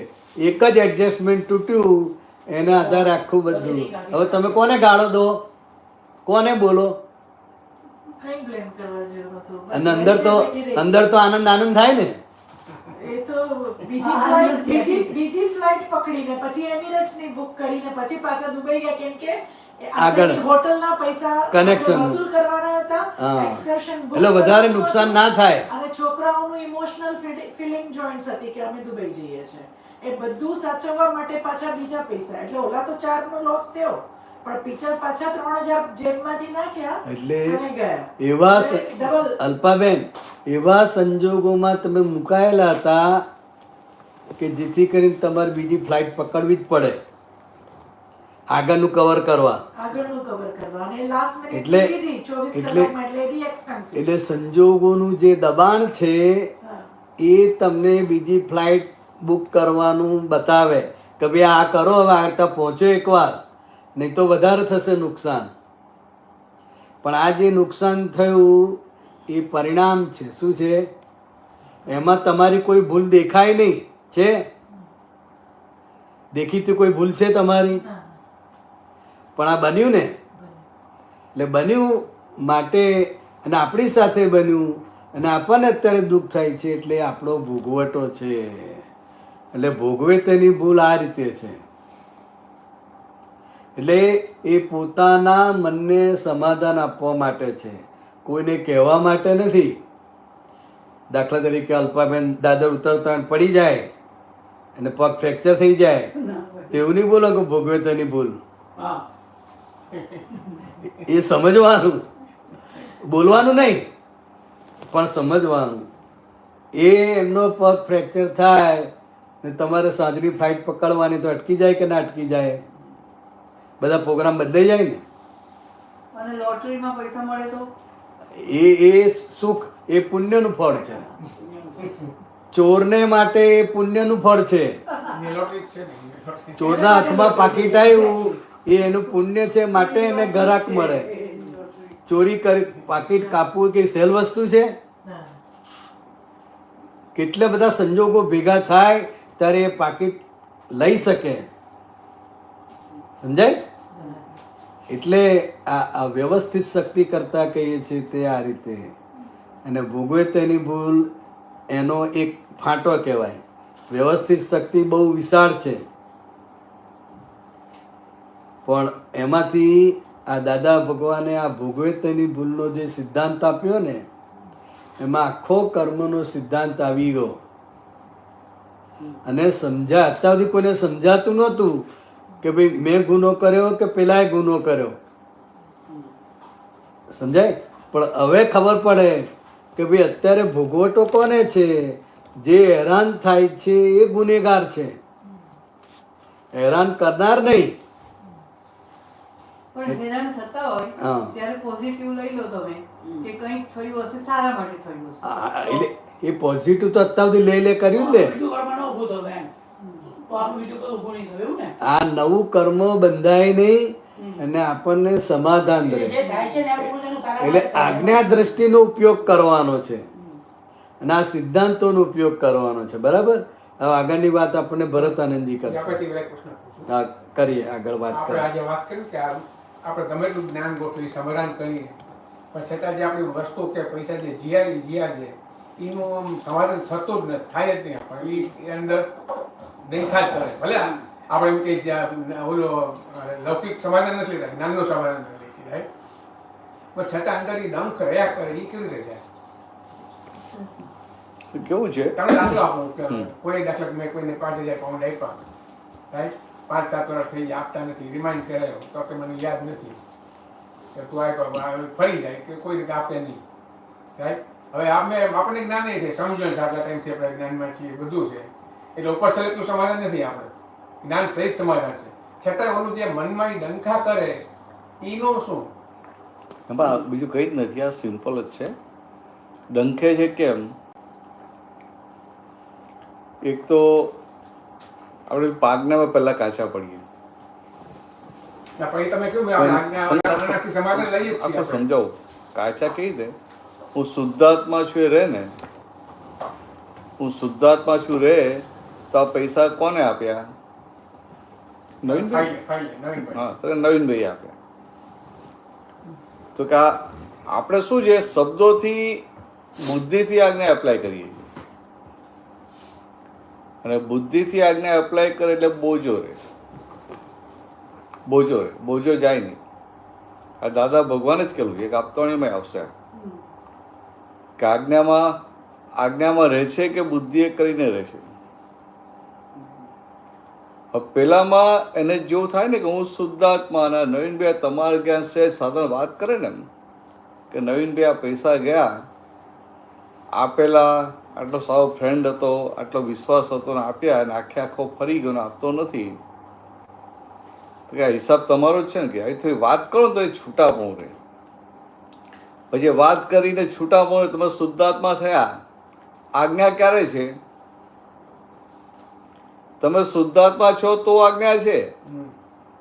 નવીનભાઈ છે તો આજ્ઞા ક્યાં રહી ભાઈ? આપણે છૂટા પડ્યા એટલે નવીનભાઈ આજ્ઞામાં રાખવાના છે. આપણે છૂટા પડ્યા એટલે ભાઈ પ્રજ્ઞા જાગૃત થઈ એ પ્રજ્ઞા શક્તિ નવીનભાઈને ચેતવ કરે અને નવીનભાઈને આજ્ઞામાં રહેવાનું છે.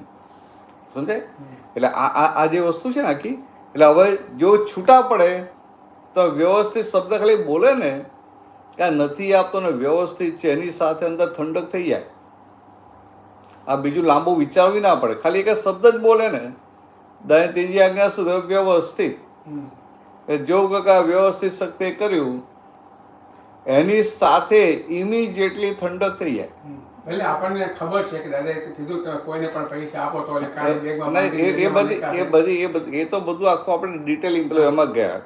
પણ પાયાની વાત શું છે કે હું શુદ્ધાત્મા છું ને આજ્ઞા છે. આપણે ઈ કર્યા પછી ક્યાં કરો છો તમે? શબ્દ નહીં વાપરો છો. હું શુદ્ધ, આ તો કેવું છે ખબર છે દાદાનું જ્ઞાન? આ સહેજ આમ આગુ પાછું થયું ને, આ ખાલી મોટેથી બોલે ને 5 વાગે હું શુદ્ધ આત્મા છું, હું શુદ્ધ આત્મા છું, અથવા મન હેરાન કરું મન વચન કાયાથી તદ્દન જુદો એવો શુદ્ધ આત્મા છું, એની હાથે છૂટું પડી જાય.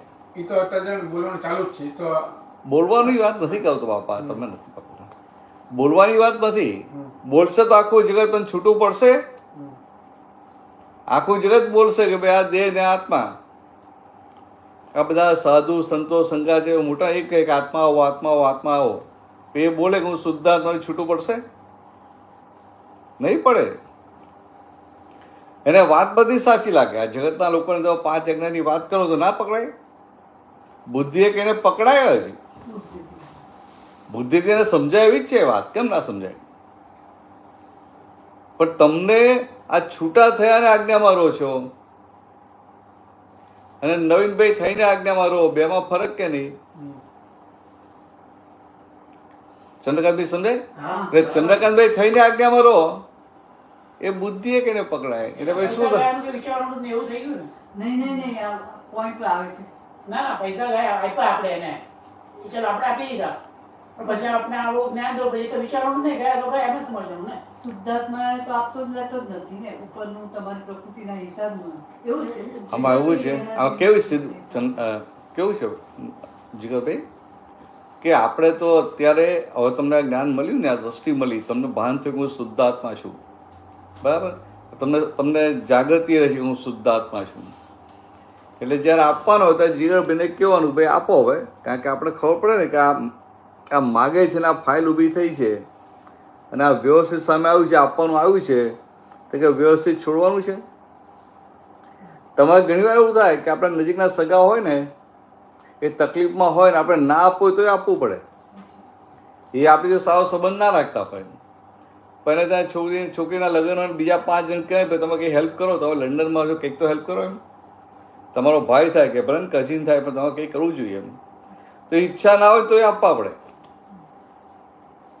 એટલે આપણે આપતી વખતે જીગરભાઈને કહેવાનું કે આ તમે આપો છો ને પણ સામે અપેક્ષા ના રાખતા કે તમને બીજા તમે ઇન્ડિયા જો તમે સાચવશે કે તમને મળવા આવશે, એને કંઈ પડી નથી. તમે આ તમારી ફાઇલનો સંભાવ્ય નિકાલ કરો છો, તમે છૂટવા માટે આપો છો. ફાઇલનો સંભાવ્ય નિકાલ એટલે મારે છૂટવું છે, મારે મોક્ષ જવું છે એટલે ફાઇલનો સંભાવ્ય નિકાલ કરવાનો છે ને, સમજાય? એટલે આવી વાત કરી લેવી પડે કે ભાઈ હવે ફાઇલનો નિકાલ કરવા માટે આપો. અને પછી કેવું થાય, હવે ફાઇલનો નિકાલ કરવા માટે આપ્યો એટલે આ પૈસા આપીએ એટલે પાછા આવે કે નહીં આવે તો એ સારું છે, મોસ્ટ વેલકમ. આપણે એવું નથી જોતા પાછા. ના આવે તો વ્યવસ્થિત સમજી કે વ્યવસ્થિત, પણ પહેલેથી એવું કહી નહીં દેવાનું કે નથી આવવાના. ખાલી મન સાથે વાત કરવાની કે આ તમે કેમ આપો છો, તો કે આ જો ચાહે બધું સંજોગ આવે ને તમારે આપવા પડે છે ને તો આ વ્યવસ્થિત શક્તિ અપાવડાવે. તમે નથી આપતા, વ્યવસ્થિત શક્તિ અપાવડાવે અને એની પુણ્ય છે એટલે લઈને જાય, તમારી ઈચ્છા નહીં તો લઈ જાય. અને પછી તમને તો બહુ બધી અંદર એક્સપેક્ટેશન ઊભી થાય કે મેં એને આટલી હેલ્પ કરી તો પછી મને આટલું રિસ્પેક્ટ આપશે, આમાં મારા માટે બહાર સારું બોલશે. પણ બહાર શું બોલે કે હું તો વિચારું મને 10,000 આપશે, પણ એને તો મને 5,000 આપ્યા. સાચી એક તો આપણ ઉપરથી ભગવે, બને કે ના બને? નવીનભાઈ, વ્યવહારમાં આવું જ હોય. એટલે વ્યવહાર, આ બધું વ્યવહાર બારા જે પણ કહે ને એને સ્વીકારવું પડે. ભાઈ આ આવું બોલે ને આખું, ત્યાં સમજો કે આ વ્યવસ્થિત. પણ આપણી ઈચ્છા શું છે? ફાઇલનો સંભાવ નિકાલ કરવાનો. એટલે આને આંતરિક તપ કહેવાય. આ તો અંદર તપ જ ને એટલે મોટા. લાલ લાલ થયા તમારા પેલું થયા કરે. આ તપ કહેવાય. એટલે આપણે સંભાવે નિકાલ કેમ કરવો છે કે દાદાની આજ્ઞા મળ્યો છે, વાત બરાબર, પણ આ ફાઇલો છે ને ત્યાં સુધી મોક્ષ અટકેલો છે. એટલે હું આ ફાઇલનો સંભાવે નિકાલ કરું એટલે હું મોક્ષની એટલો નજીક ગયો. મારે મોક્ષે જવું છે માટે ફાઇલનો સંભાવ નિકાલ કરવાનો છે. તે સંભાવ નિકાલ કરીને તમે એની પર ઉપકાર કરો છો, પણ એ તો એને ઓબ્લાઇજ કરો છો. એ તો મૂર્ખ કહેશે ને કે આ માણસ જો કેવો મૂર્ખ છે કે આને આમ મેં કીધું ને આપી દીધા. હા, એ બધું હોય, એ બધું લેવાનું. એ દાદા ભગવાને કેવા કેવા પ્રસંગો આવેલા છે. દાદાની પેલો દાખલો આપે, પેલા 500 રૂપિયા લઈ ગયા હતા. આમાં મેં તમને આપ્યા. હા, તો એવું તો આપણે નથી કરતા. બીજા એક ભાઈ હતા, દાદા બહુનું ભેટી ને આમ પેલું પાર્ટનરશીપમાં ચાલે ને, તે એક મકાનનું કે પેલું કામ ચાલતું હતું એપાર્ટમેન્ટનું. એટલે એમાં એ ખાલી પેલું એકાઉન્ટ લખવા માટે રાખેલા એમને. એટલે એકાઉન્ટ લખવા માટે રાખ્યો એટલે પછી પગાર પૈસા તો આપી દે ને, પગાર આપી દે ને. પછી બધું પતી ગયું. પછી દાદા પાસે આવ્યા કે દાદા આટલું બધું મેં કામ કર્યું, મેં જ બધું કર્યું, તમે તો કોઈ આવતા નહોતા. શેઠ લોકો થોડા જાય, શેઠ જાય એ તમે કહો મેં જ બધું સંભાળ્યું, તો મને કંઈક તો પાર્ટનરશીપમાં કંઈક તો આપવું જોઈએ ને. એટલે પણ તારે પાર્ટનર બનાવ્યો છે ક્યારે? પણ શું કે બધું જ મેં સંભાળ્યું છે એમ. અને તો આ તો કેવી વસ્તુ છે, ત્યાં આગળ પેલો વોચમેન હોય ને એને એવું જ લાગે કે આખું આ મકાન છે ને મારી હાજરીમાં થયું, મેં જ કર્યું. લાગે કે ના લાગે? સમજે? એને એવું લાગે મેં જ કર્યું. પેલો એન્જિનિયર હોય એને લાગે મેં કર્યું. પેલો આર્કિટેક્ટ હોય મેં ડિઝાઇન કામ, મારી ડિઝાઇન પ્રમાણે થયું છે કે મેં જ કર્યું. બધાને એવું લાગે. તો દાદા શું કહે કે આ ફાઇલનો સંભાવ નિકાલ કરવાનો છે ને, તો દાદા કહે ખરા એને કે ભાઈ તારી જે નક્કી કરેલું તો પગારને બધું તો આપી દીધું, પણ આ કે મારે ખાલી એકાઉન્ટ લખવાનું તો મેં તો આખું બધું જોયું ને કેમ. એટલે ચોંટ્યો. હવે દાદા જો કેવો ફાઇલનો સંભાવ નિકાલ કરે, આ વસ્તુ સમજો. એનો કોઈ હક હતો, કોઈ રાઈટ હતો, એ સાચો હતો? કશું જ નતું. હરાહર જુઠ્ઠો હતો. છતાં એ ચોંટ્યો. એટલે દાદાએ શું કહ્યું કે આ ફાઇલનો સંભાવ નિકાલ કરવો પડે ને. તો દાદા કે હાલ તું કેટલી આશા રાખે છે? એટલે એને એ જમાનામાં કીધું કે 2,000 રૂપિયા. મને ખ્યાલ નથી કેટલા, એક વખતે ખબર હતી ત્યાં ભૂલી ગયો કે આ 10,000 રૂપિયા. તો કે એક કામ કરજો કે અમે 2 પાર્ટનર છીએ ને, કે હું મારા ભાગને તને 5,000 આપી દઉં, બાકીનું બધું તારે પછી ત્યાં બધું સેટલ કરીને ભૂલી જવાનું બધું. તો પેલાને થયું કે સારું આ મફતના 5,000 મળે તો લઈ લો ને કે. સમજે? એટલે લઈને ગયો અને ચેપ્ટર ક્લોઝ થઈ ગયું. આ સંભાવ નિકાલ. તે પોતે જાણે છે કે આ તદ્દન ખોટો છે, જૂઠો છે. તો પણ દાદા પૈસા આપ્યા. ફાઇલનો સંભાવ, પૈસા આપ્યો નહીં, ફાઇલનો સંભાવ નિકાલ કર્યો. ફાઇલ આવેલી પીડીએફ. હા, ફાઇલનો સંભાવે નિકાલ કર્યો. આપણે આવું પકડીએ, દાદા પૈસા આપ્યા. આપણે તો બરાબર આપણે શબ્દો પકડીએ છીએ હા, સમજી ગયો. કે દાદા પેલા 500 આપેલા, આપણે સામેથી માગ્યા તો દાદાએ આપી દીધા એમ. એટલે આપણે રીતે આપી દેવાના. તો ભાઈ વાત આ છે જ નહીં. વાત તો સંભાવે નિકાલ કરવાની છે. એ તો તમે આખું ઉડાડી જ મૂકો છો. જે વાત પકડવાની હતી, જે મર્મ પકડવાનો હતો, એ તો આપણે પકડ્યો જ નહીં.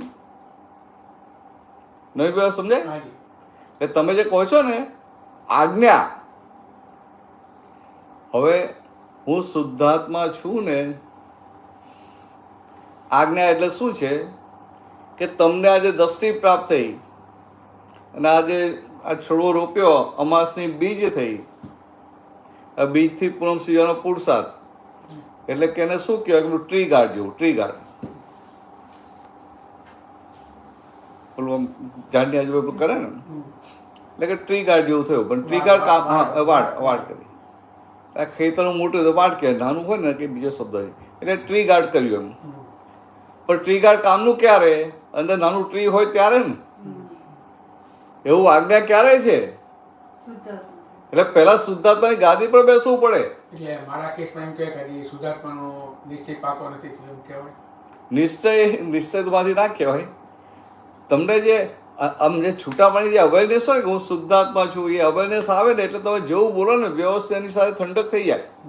તમને જેવું થાય કે મારે ફાઇનલ સંભાવ્ય નિકાલ કરવો છે. એનું કાચું છે હજી. એનો અર્થ એમ થયો ને, અને તારા એટલું નીકળે ને એટલે જોજો ને, તમે પાછળ પડજો ને.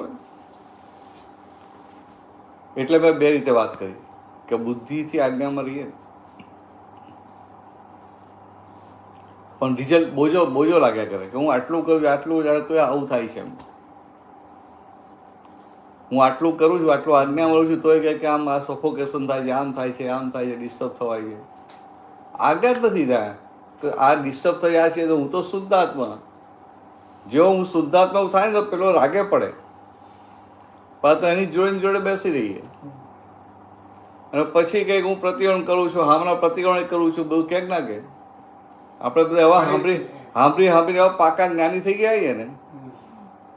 કારણ કે આ આપતાવાણીઓ વાંચીએ, શિબિરો એટેન્ડ કરીએ, કેટલા બધા પ્રશ્નો કરીએ, ઓનલાઈન આ બધું ઝૂમ ને સત્સંગ કેટલું બધું કરતા આવીએ, બધું સાંભળીને એવા પાકા થઈ ગયા છીએ ને એક સમજવા માટે. એટલે આપણે આવી રીતે પકડીએ છીએ. પણ પાયાની વાત કઈ થઈ કે મય પેલું છોડ છે શુદ્ધાત્માનો,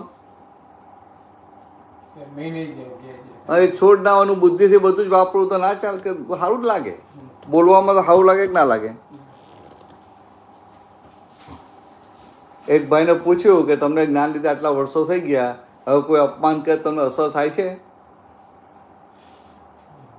તમે શું જવાબ આપ્યો? ના, એમને જવાબ શું આપ્યો? એ કે અપમાન કરું તો અસર તો થાય છે કે, પણ કે આ નવીનને અસર થાય છે ને મને અસર થતી નથી. એમ નવીન ભાઈ શું કે આ નવીનને અસર થાય છે, મને અસર થાય, હું તો જ્ઞાતા અસર રહું છું. હવે આવું બોલે ને ત્યાં આપણે સમજીએ નહીં કે આ શબ્દો બોલે છે કે અનુભવની વાત છે, શબ્દો બોલે છે કે અનુભવની વાત છે. એવું એક બીજા બેન મળ્યા હતા. હવે ટાઈમ થાય મને કહેજો, મને ખબર જ નહીં પડે. પછી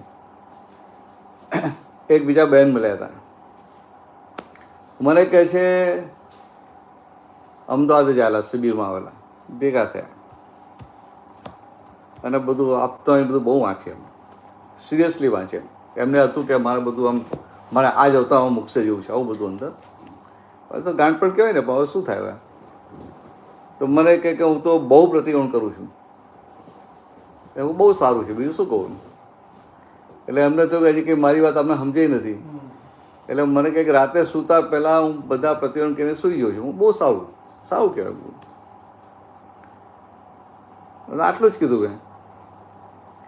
એટલે મને કહે છે કે આખા દિવસમાં મને જેટલા માણસો મળ્યા હોય ને બધાને યાદ કરીને બધાના શુદ્ધાત્મા જોઈને પ્રતિક્રમણ કરીને સૂઈ જાઉં. એમ કહું સારું, આ બધું નવું લઈ આવે છે ને. આ દાદાભાઈની વાત કઈ આવી છે? એટલે મેં કેમ આવું કરો છો? કે દાદા ભગવાને જ કહ્યું છે ને કે આપણી ભૂલ વગર કોઈ ભેગા ના થાય, કે ભેગો થયો કે મારી ભૂલ જ છે ને. કે હવે શું કહેવાનું મારે એને? સમજે? આપણા કપડાં ધોતા હોય ને, હવે તો મશીનમાં નાખી દે, તો મશીનમાં ઉપર કલર પર થાય એની પર સ્પ્રે કરીએ છીએ ને, અથવા પેલા કપડાં ધોવે ને તો પેલી સાબુની ભૂકીમાં સાબુના પાણીમાં કપડાં બોરે, પણ સાબુ નાખે ક્યાં? ગરા પટ્ટીને જ્યાં મેળો ત્યાં સાબુ ઘસીને બ્રશ મારે ને. એવું આ પ્રતિક્રમણ કરવાનું ક્યારે હોય? ભૂલ દેખાય પછી. ભૂલ તો રામ થાય, ભૂલ તો દેખાતી કે મેં પ્રતિક્રમણ કર્યું. હવે આને પ્રતિક્રમણ કહેવાય? હું વિરોધી નથી, ભલે આવું કરે સારું છે, એની અંદર નક્કી તો થાય છે કે આ ભૂલો થાય છે, ભૂલોના પ્રતિક્રમણ કરવાના છે. પણ મેઇન પાયાની વાત કેવી છે કે આ દુનિયામાં 2 જાતના પ્રતિક્રમણ હોય. બેટા તને ખબર પ્રતિક્રમણ? પ્રતિક્રમણ એટલે માફી. આપણી ભૂલ થાય ને એપોલોજી માંગીએ ને, હા, ફર્ગ્યુનેસ. યુ આસ્ક ફોર ફર્ગ્યુનેસ, એને પ્રતિક્રમણ કહેવાય. તને આ મારું ગુજરાતી સમજાય છે? સમજાય ને? તને ગુજરાતી બોલતા આવડે છે ને? તો બહુ સારું. તો પૂછજે વચ્ચે, એટલે મને ખબર પડી તને કેટલું સમજાય. તો બાકીનું સમજાવે ને મારે, એમ ક્લેરિટી આવી જાય. ક્લેરિટી આવી જાય ને તો એને શું કીધું કે હું પ્રતિક્રમણ કરી લઉં છું. હવે ભૂલ દેખાય તમને, આ બધા ભેગા થાય તો ના કે આખા દિવસ જેટલા દેખાય બધાના પ્રતિક્રમણ કરી લો. કે હું કે દુકાન કશું લેવા ગઈ હોઉં ને, કે ભલે મારે એના વેપારી સાથે કશું થયું ના હોય, પણ કે આંખથી આંખ મળીને તો પાછલા કે હિસાબથી ભેગા થયા ને, એટલે હું એની માફી માગી લઉં. રાતે સૂતા પેલા બધાને યાદ કરીને માફી માગી લઉં. અને કે મને તો કે બોજો રહે, જ્યાં સુધી બધાના પ્રતિક્રમણ ના થયા ત્યાં સુધી બોજો રહે, ઊંઘી ના જવું. કે હવે આવું કે એટલે મેં એને સીધું જ પૂછ્યું કે તને દુકાનદાર સાથે કંઈ પ્રોબ્લેમ થયેલો? ના કશો પ્રોબ્લેમ. દાદાએ કહ્યું છે ને કે આખા દિવસ જેટલા ભેગા થયા માફી માગી લેવાની. હું વિચારવા પડે, હું ખાવ દાદાએ આવું પણ કહ્યું છે? હા, એટલે આ શું એટલે કહેવા શું માગું છું કે પોતાની રીતે સમજી લીધું, વિઝનની ક્લેરિટી ના થઈ, પોતાની રીતે સમજી લીધું, ભાઈ માર ના ખાવો પડે. એટલે આમાં મારની જગ્યાએ શું છે કે રિઝલ્ટ ના આવે. એટલે દાદા ભગવાન શું વાત કરતા હતા કે પ્રતિક્રમણ એટલે શું કે પોતાની ભૂલ દેખાય, પહેલામાં પહેલી પોતાની ભૂલ દેખાય એટલે ભૂલનો રિયલાઇઝેશન થાય. પણ ભૂલમાં એવું છે કે પહેલા કોઈ માણસે કોઈ વ્યક્તિએ કંઈક ન ગમતું તમને કહ્યું હોય, એટલા માટે તમે એનો ઉત્તર આપો, અને એ જ ભૂલ તમને દેખાય કે મેં શું કામ આને કીધું, તો પહેલા એને કીધું એનું શું? પણ તમે ઉત્તર આપ્યો, તમે ભૂલ બરાબર છે, અને એને તમને કીધું એ તો ભૂલ નથી ને, એની ભૂલ થોડી છે, એની તો રેકોર્ડ છે. હા, તમે રેકોર્ડ જ છે. પણ તમે રેકોર્ડ બોલી કે આશાબેન બોલ્યા કે શુદ્ધા, એટલે આશાબેન બોલ્યા કે તમે શુદ્ધાત્મા બોલ્યા? રેકોર્ડ જ બોલી બોલે છે રેકોર્ડ, પણ તમને રહેવું રે ખરું કે આશાબેન બોલ્યા?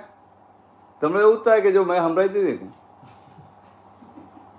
ને, બોલનારા થઈ ગયા છે એનો તો પ્રોબ્લેમ છે. રેકોર્ડ બોલીએ તો પ્રોબ્લેમ જ ક્યાં છે? આપણે શબ્દોથી બોલીએ કે રેકોર્ડ છે, પણ રેકોર્ડ કે તો અસર થાય ખરી? દાદા દાખલો જ કેટલો સરસ આપે કે આમ કે કોઈ આશાબેન હોય, તમે આશાબેન, બીજા કોઈ આશાબેન હોય ને તમે કોઈ પેલી ટેપ મૂકી હોય ને ટેપમાં કે આશાબેન તો આશાબેનામાં અક્કલ નથી, આશાબેન તો ચીટર છે, જોજો છેતી રહેજો, બધાને બહુ છેતરે છે, તો આવું બધી રેકર્ડ વાગતી હોય તો એ તમને ખબર છે આ બીજાની આશાબેનની વાત કરી, મારી નહીં, તો તમને કોઈ અસર થાય? તો અહીંયા તમે કહો કે આ રેકોર્ડ છે, આશાબેનની રેકોર્ડ બોલે છે, તમને અસર થાય? હવે પ્રતિક્રમણની વાત કરું, હવે તમને જ વાત કરું પ્રતિક્રમણની. એટલે મુખ્ય વસ્તુ શું છે? પ્રતિક્રમણ કેવી રીતના હોય છે? 2 જાતના પ્રતિક્રમણ હોય. એક તો આપણી પાછલી ભૂલ સામે આવે, પાછલી ભૂલના પ્રતિક્રમણ, અને બીજા વર્તમાનની ભૂલના પ્રતિક્રમણ. પણ મારો પ્રશ્ન એ છે કે પેલા સામેની વ્યક્તિએ તમને કંઈક કર્યું હોય તમારી સાથે, ન જે કરવાનું હોય, ન બોલવાનું હોય, એટલા માટે તમે એને બરાબર બોલો છો, તો પછી તમારી પાછળ એને પ્રતિક્રમણ શું કામ કરે? એવું નહીં, પેલી વ્યક્તિએ તમારી સાથે નોર્મલ વ્યવહાર ન કર્યો, ન બોલવાનું બોલ્યો, ન કરવાનું કર્યું, તો તમને શું થયું? આને મારી સાથે આવો વ્યવહાર કર્યો, આવો વ્યવહાર ના કરવો જોઈએ, એટલે તમે કહો છો ને. એટલે ત્યાં વ્યવસ્થિત જ્ઞાન આખું ઉડાડી મૂક્યું ને, એટલે વ્યવસ્થિત આજ્ઞા ઉડી ગઈ ને. અને બીજું તમને અંદર દુઃખ થાય છે કે ભાઈ મને કેમ આવું કીધું, મેં તને કઈ બગાડ્યું છે, મને કેમ આવું કીધું. એટલે દાદાની વાત કેવી છે કે 2 જાતના પ્રતિક્રમણ. એક પાછલી ભૂલ સામે આવે અને આપણે દેખાય ને ખૂંચે એનું પ્રતિક્રમણ, અને બીજું અત્યારે વર્તમાનમાં જે ભૂલો થાય ઇન પ્રેઝન્ટ એના પ્રતિક્રમણ. એટલે આશાબેનનું કોઈ અપમાન કરે અને આપણે દોષિત દેખાય તો ત્યાં આપણે સમજાય ને કે આ તો આ મારી પાછલા અવતારનું આ ભારે કર્મ બંધાયેલું એની આ ઇફેક્ટ આવી, એટલે એ તો નિર્દોષ છે. અને એ નિર્દોષ છે ને આ બોલ્યા તો વ્યવસ્થિત આદિ મારું અપમાન કર્યું, એટલે કે એની મેં આ ભૂલ જોઈ, આ ખોટું કહેવાય ને. એટલે પાછલી ભૂલ તો મારી હતી, મેં એને દોષિત જોયો, માટે આ ભૂલ છે.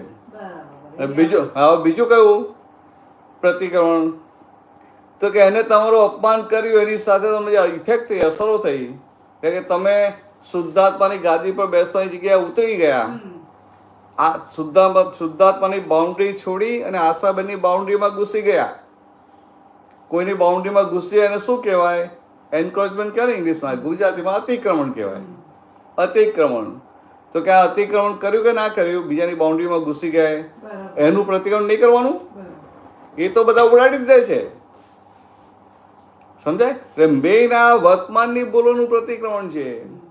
એટલે એની બાઉન્ડ્રીમાં જે ઘૂસી ગયેલા પાછું આપણી ગાદી પર આવવું પડે કે ના આવવું પડે? એટલે એ પહેલું કરવું પડે. એટલે ઘણી વાર શબ્દો પકડી લઈએ છીએ આપણે, અને અંદર સંતોષ થાય, હું કરું છું. સાંભળીએ ને આપણે કે રોજના 500 700 ભૂલો, એટલે પછી ભૂલોને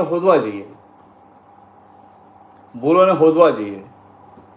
દાદાની વાત કેટલી સિમ્પલ છે, કેટલી સિમ્પલ છે કે ભૂલ દેખાય એટલે તરત પ્રતિક્રમણ કરી લેજો. આવી જ વાત છે ને કે ભૂલ દેખાય એટલે તરત પ્રતિક્રમણ કરી લેજો. આ તો રામતાઈમાં ભૂલ દેખાય ને કે હું પ્રતિક્રમણ કરી નાખું. પોતાની ભૂલ દેખાય એટલે પ્રતિક્રમણ કરવાનું, તરત કરી દેવાનું. અને પ્રતિક્રમણ કેવી રીતના કરવાનું? પ્રતિક્રમણ કેવી રીતે કરવાનું, એટલે કે હવે તમારે દાદાઓને સાક્ષીમાં રાખવાના, કે પ્રત્યક્ષ દાદા ભગવાનની સાક્ષી. પ્રત્યક્ષ દાદા ભગવાન સાક્ષી, in the very presence of, in the witness of Dada ભગવાન.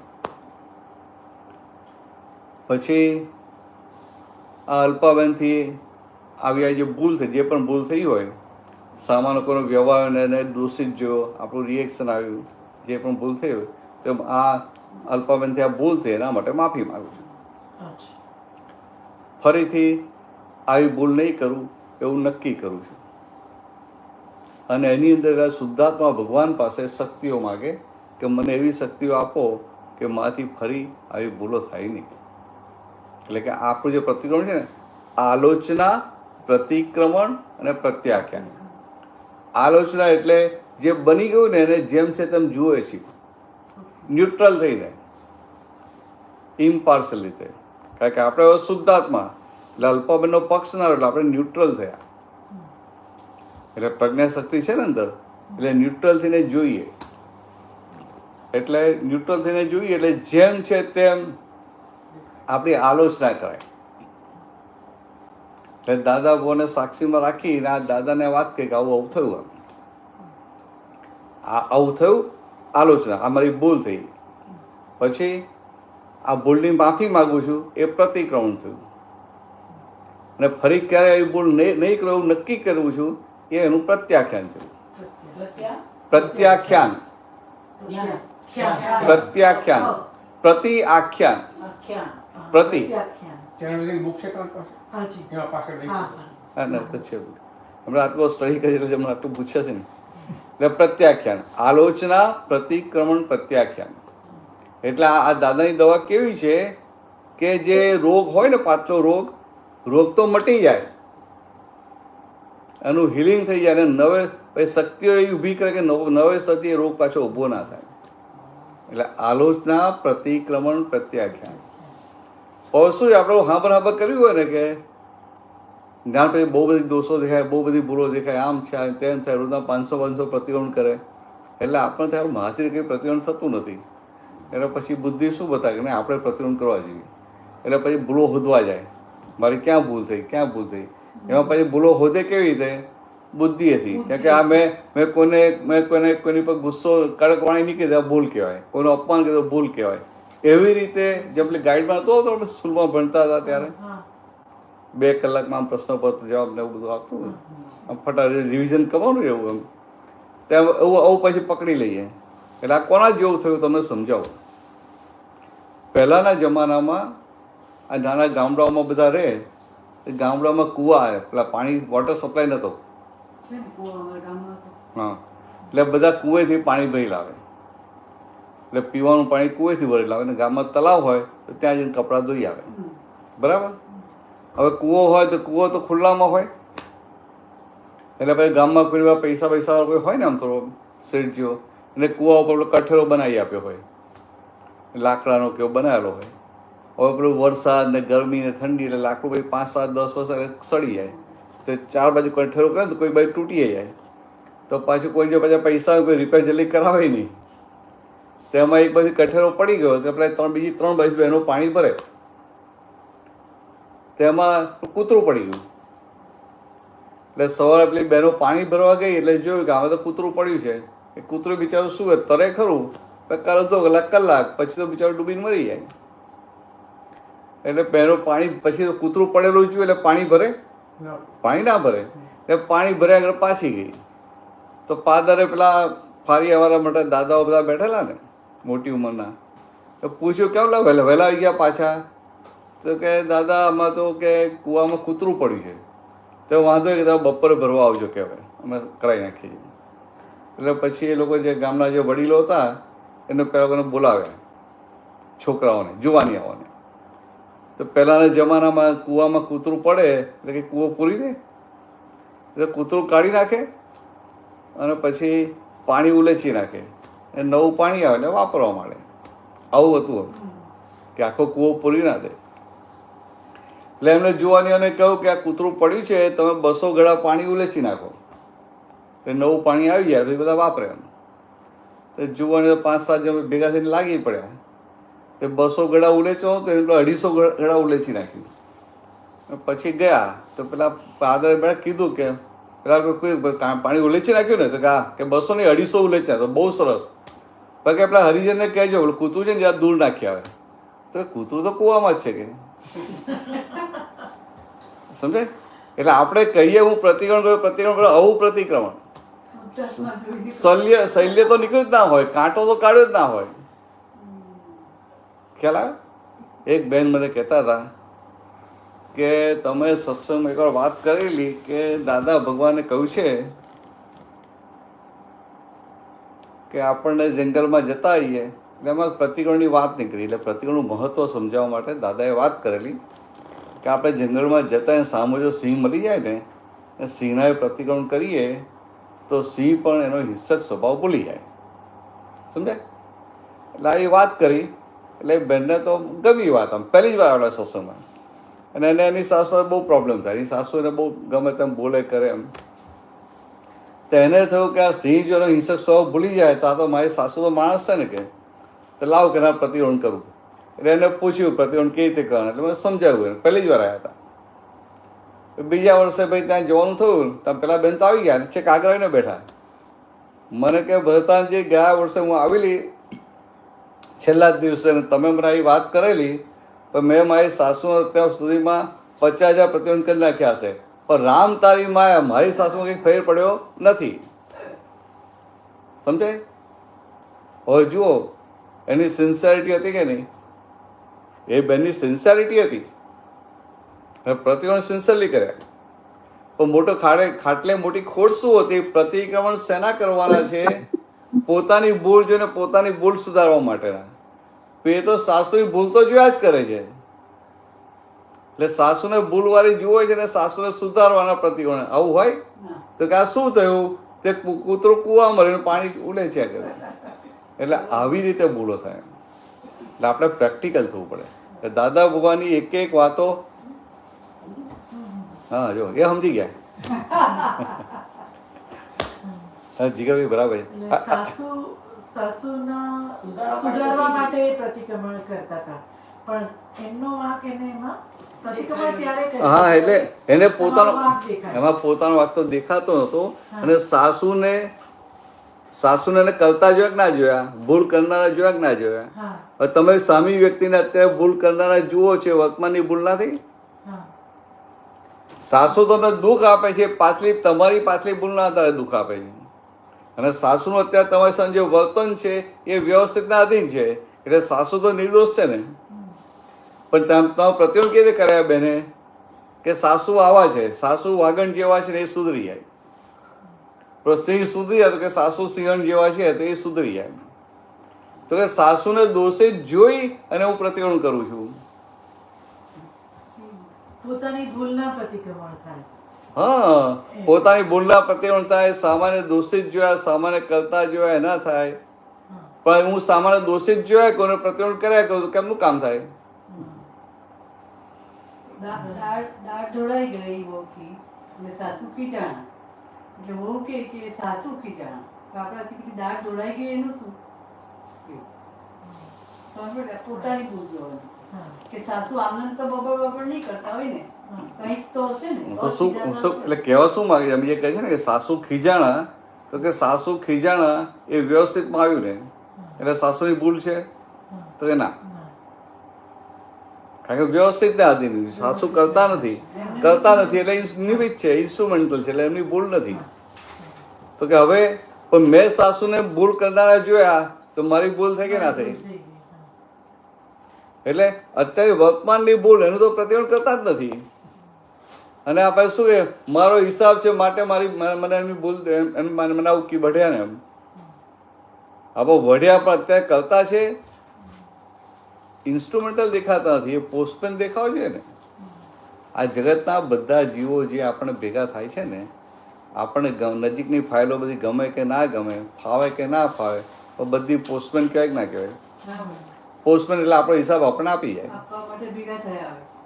આ બહાર પોસ્ટમેન આપણે ગવર્મેન્ટની કોઈ ટપાલ આવે ને એમાં તમે ફાઇન ભરવાનો હોય તો તમે પોસ્ટમેનની ભૂલ કાઢો અને પોસ્ટમેનને વોટો હવાના પરમાં 20,000 પાઉન્ડનો ફાઇન ભરવાનો, આવી ટપાલ કેમ લાવ્યો? એને બૂમો પાડી અને બે આપી દે ના? ત્યાં તો સમજાય કે આ તો પોસ્ટમેન છે, આ તો ખાલી મારો પેપર મને ડિલિવર કરે છે. એવું આ બધા આખી આપણી સાથે જે ડીલિંગ કરે છે ને બધા કુદરતના પોસ્ટમેન છે. એટલે આપણી જ પોસ્ટ આપણને ડિલિવર કરે છે, એમાં પોસ્ટમેનનો વાંક છે? ના. તો જેમ પોસ્ટમેન ઇન્સ્ટ્રુમેન્ટલ છે એવું આ જગતના બધા જીવો જે આપણા દુઃખ આપે છે, સુખ આપે છે, બધા ઇન્સ્ટ્રુમેન્ટલ છે. એટલે પછી એની આપણને ભૂલ ના દેખાય ને એની ભૂલ ના દેખાય તો પ્રતિક્રમણ કરેલું ઉગે. પ્રતિક્રમણ પહેલાં પહેલું તો નિર્દોષ દેખાવો જોઈએ ને. નિર્દોષ દેખાવું જોઈએ. અને બીજું અને મારી સાથે એમ કહ્યું કે ના હું શું તાનો મારી સાથે નહીં. આ તો પાયાની વસ્તુ થઈ. પણ આપણે ગણવા જઈએ કેટલા પ્રતિક્રમણ થયા? ઓલું કહીએ 500 આપણે 50 તો કરીએ, 100 તો કરીએ, તો પછી શું કરીએ? ભૂલો શોધવા જઈએ. ભૂલો શોધવા જઈએ તો દાદા શોધવાની કઈ છે? પોતાની જ ભૂલ જોવાની. ના, ના. પોતાની. અરે ભાઈ તમે શુદ્ધાત્મા થયા એટલે તમારું જ્ઞાતા રસ્તાપણું ખુલ્લું થયું એટલે ભૂલો હવે દસ્તાપણું ખુલ્લું થયું, ભૂલો દેખાયા કરશે.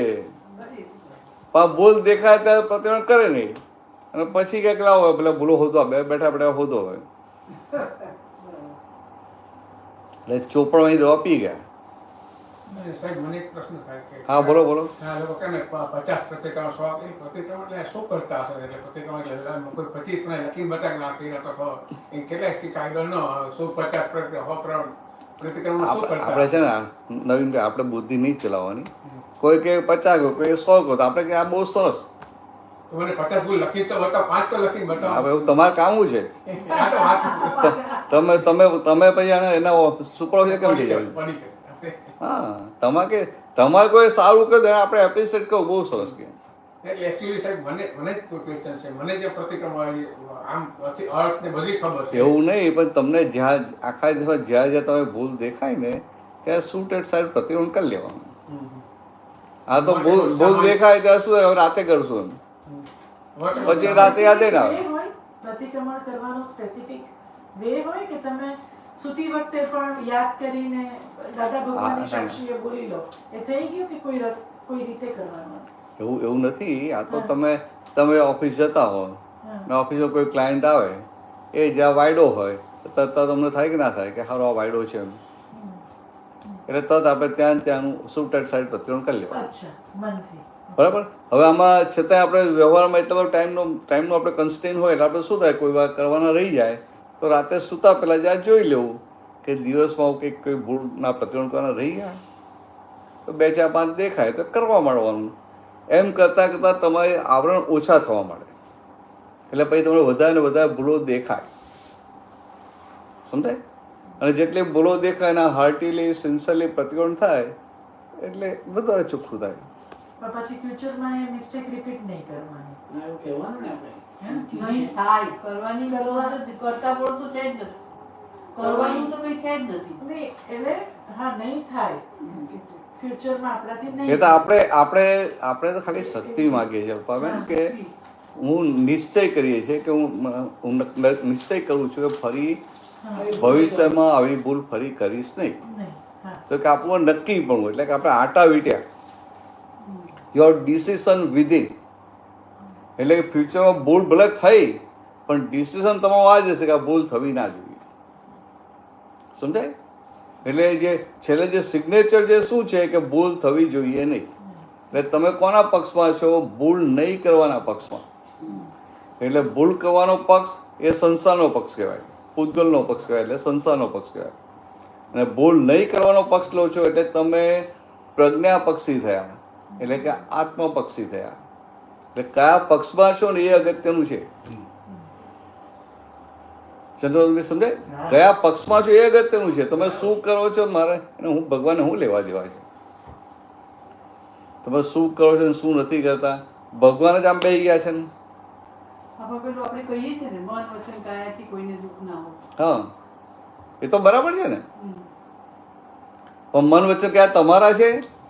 સામે નહીં, આશાબેનના ને. આશાબેન એટલે આશાબેનનું અંદર નક્કી પણ હોય કે મારા મનથી વાણીથી કાયાથી કોઈને દુઃખ ના થાય. ગઈકાલ આપે બહુ સરસ બોલાવેલું લાસ્ટ સવારના શું બોલવાનું અને પછી સાંજે શું બોલવાનું. Very nice. અને એક આપે એ પણ કીધેલું કે જીવન એને માટે છે કે ફરી ફરી તમારે આમાં ચક્રમાં આવું, પણ એ વસ્તુ હાફ રહી ગઈ. એટલે જ્યારે બી હા આપણને હા, એટલે એ બરાબર. કોઈ પણ સત્સંગમાં આગળ એટલે આમાં એ શું વાત હતી હા કે આ જીવન મરણના ચક્રમાં જે ભટક ભટક કરીએ છીએ ને હા એ સાયકલ બ્રેક થાય. પુનરપી જન્મમ પુનરપી મરણમ પુનરપી જનની જઠરે શયનમ. તો કે આ જન્મ મરણ પાછળ જન્મ મરણ જન્મ મરણ આ જે સાયકલ ચાલ્યા કરે છે એ સાયકલ બ્રેક કરવી, એના માટે આપણને આ હિન્દુસ્તાનમાં મનુષ્ય જન્મ મળ્યો છે. એટલે આપણા લક્ષ્યમાં એ હોય તો કે આ સાયકલ બ્રેક ક્યારે થાય? તો કે પોતે હું કોણ છું, હું ખરેખર કોણ છું એ જાણે ત્યારે સાયકલ બ્રેક થાય. સમજાય? હું કોણ છું એ જાણે ત્યારે. હવે જ્યાં સુધી હું અલ્પાબેન છું, હું આમ કરું છું, તો શું થાય? તો મારે તમને કેવું શીખવાડવું પડે કે ભાઈ તમે આ કોઈના માટે નેગેટિવ ના કરતા, પોઝિટિવ રાખજો. એટલે પોઝિટિવ રાખો એટલે શું થાય? તમારા નવા કર્મો બધા પોઝિટિવ થાય, પુણ્ય કર્મ થાય. સમજાય? પોઝિટિવ રહેવાથી કર્મો ના બંધાય એવું નહીં, કર્મો તો બંધાય જ. કારણ કે અંદર પેલી અજ્ઞાનતા છે હું છું, પણ હું શુદ્ધાત્મા જે ભાન થાય પછી તમે પોઝિટિવ રહો તો કર્મ ના બંધાય. પણ અજ્ઞાની હોય એ પોઝિટિવ હોય એટલે એને પુણ્યકર્મ બંધાય. પુણ્યકર્મ બંધાય એટલે એને પછી આગળ જતાં પુણ્યના આધારે એને સુખ ભેગું થાય. તો કે જગતના બધા મનુષ્યને સુખ જ જોઈએ છે ને, તેને મારે શું શીખવાડવું પડે કે ભાઈ તને કોઈના માટે નેગેટિવ ઊભું થાય ને તું એને ફેવીને પોઝિટિવ કર્યા કરી. એટલે આ કોઈ આમ અડધી રાતે ઘરે ગેસ્ટ આવ્યું હોય આપણે દરવાજો ખોલીએ તો જોઈએ તો નજીકના હોય આવો પધારો તો કહીએ, પણ શું થાય અંદર આવું કે બધા હોઈ ગયા છે ને આ છે ને હવે કેમનું કરશું એમ જીગરભાઈ થાય કે ના થાય? પાછા નજીક ના હોય એટલે આવો પધારો કેવું પડે. અને પછી આપણે ધીરે પૂછીએ અંદર થાય કે ના પણ સારું, પણ ધીરે પૂછીએ ચા બા પીશો તો પહેલાં કે અરે ભાઈ જીગરભાઈ વાત છોડું કે અમે ક્યારના નીકળ્યા હતા અને આ ગાડી બગડી એટલે રસ્તામાં પેલો એક્સિડન્ટ હતો અને પછી કે આ મોબાઈલમાં પ્રોબ્લેમ થયા કે તમને ફોને ના થયો કે આમાં તો તમને ખબર બહાર ખાતા નથી કે જમવાનું જ બાકી છે કે આ અલ્પાબેનને ઉઠાણ કે સિમ્પલ આપી દો કે રોટલી શાક કે ખીચડી કઢી અત્યારે એવું ખાઈને સૂઈ જઈએ, પછી સવારે પછી ચા પીશું તો શું થાય? પાછું અંદર તો આખું ટર્મોઇલ થાય, આખું થાય કે ના થાય? તમને ના થાય, એમને થાય ને.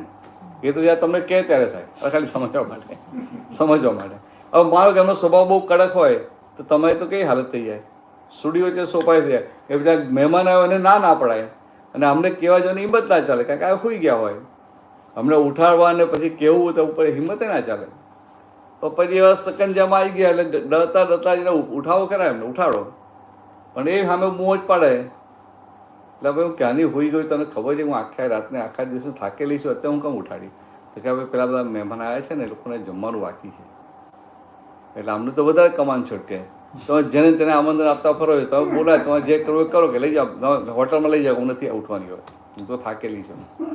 એ તો હવે જઈએ કહો, પણ એ તો કંઈક બહાર હોટલમાં ખાતા નથી, તે તમે કોઈ બીજા ફ્રેન્ડને ત્યાં લઈ જાઓ, હું નથી આવવાનું. પણ આ પહેલાં કાચી માયા ના હોય, પુરુષો કંઈ કાચી માયા ના હોય.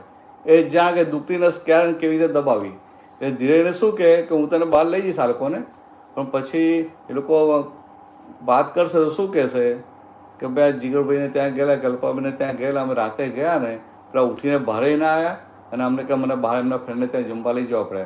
કે મારું ખરાબ નહીં દેખાય, કે તારું ખરાબ દેખાશે, તો પછી કેવો કરંટ લાગે, ફટ લઈને ઉભા થઈ એક ના થઈ જાય. સમજાય? એક સમજવા માટે.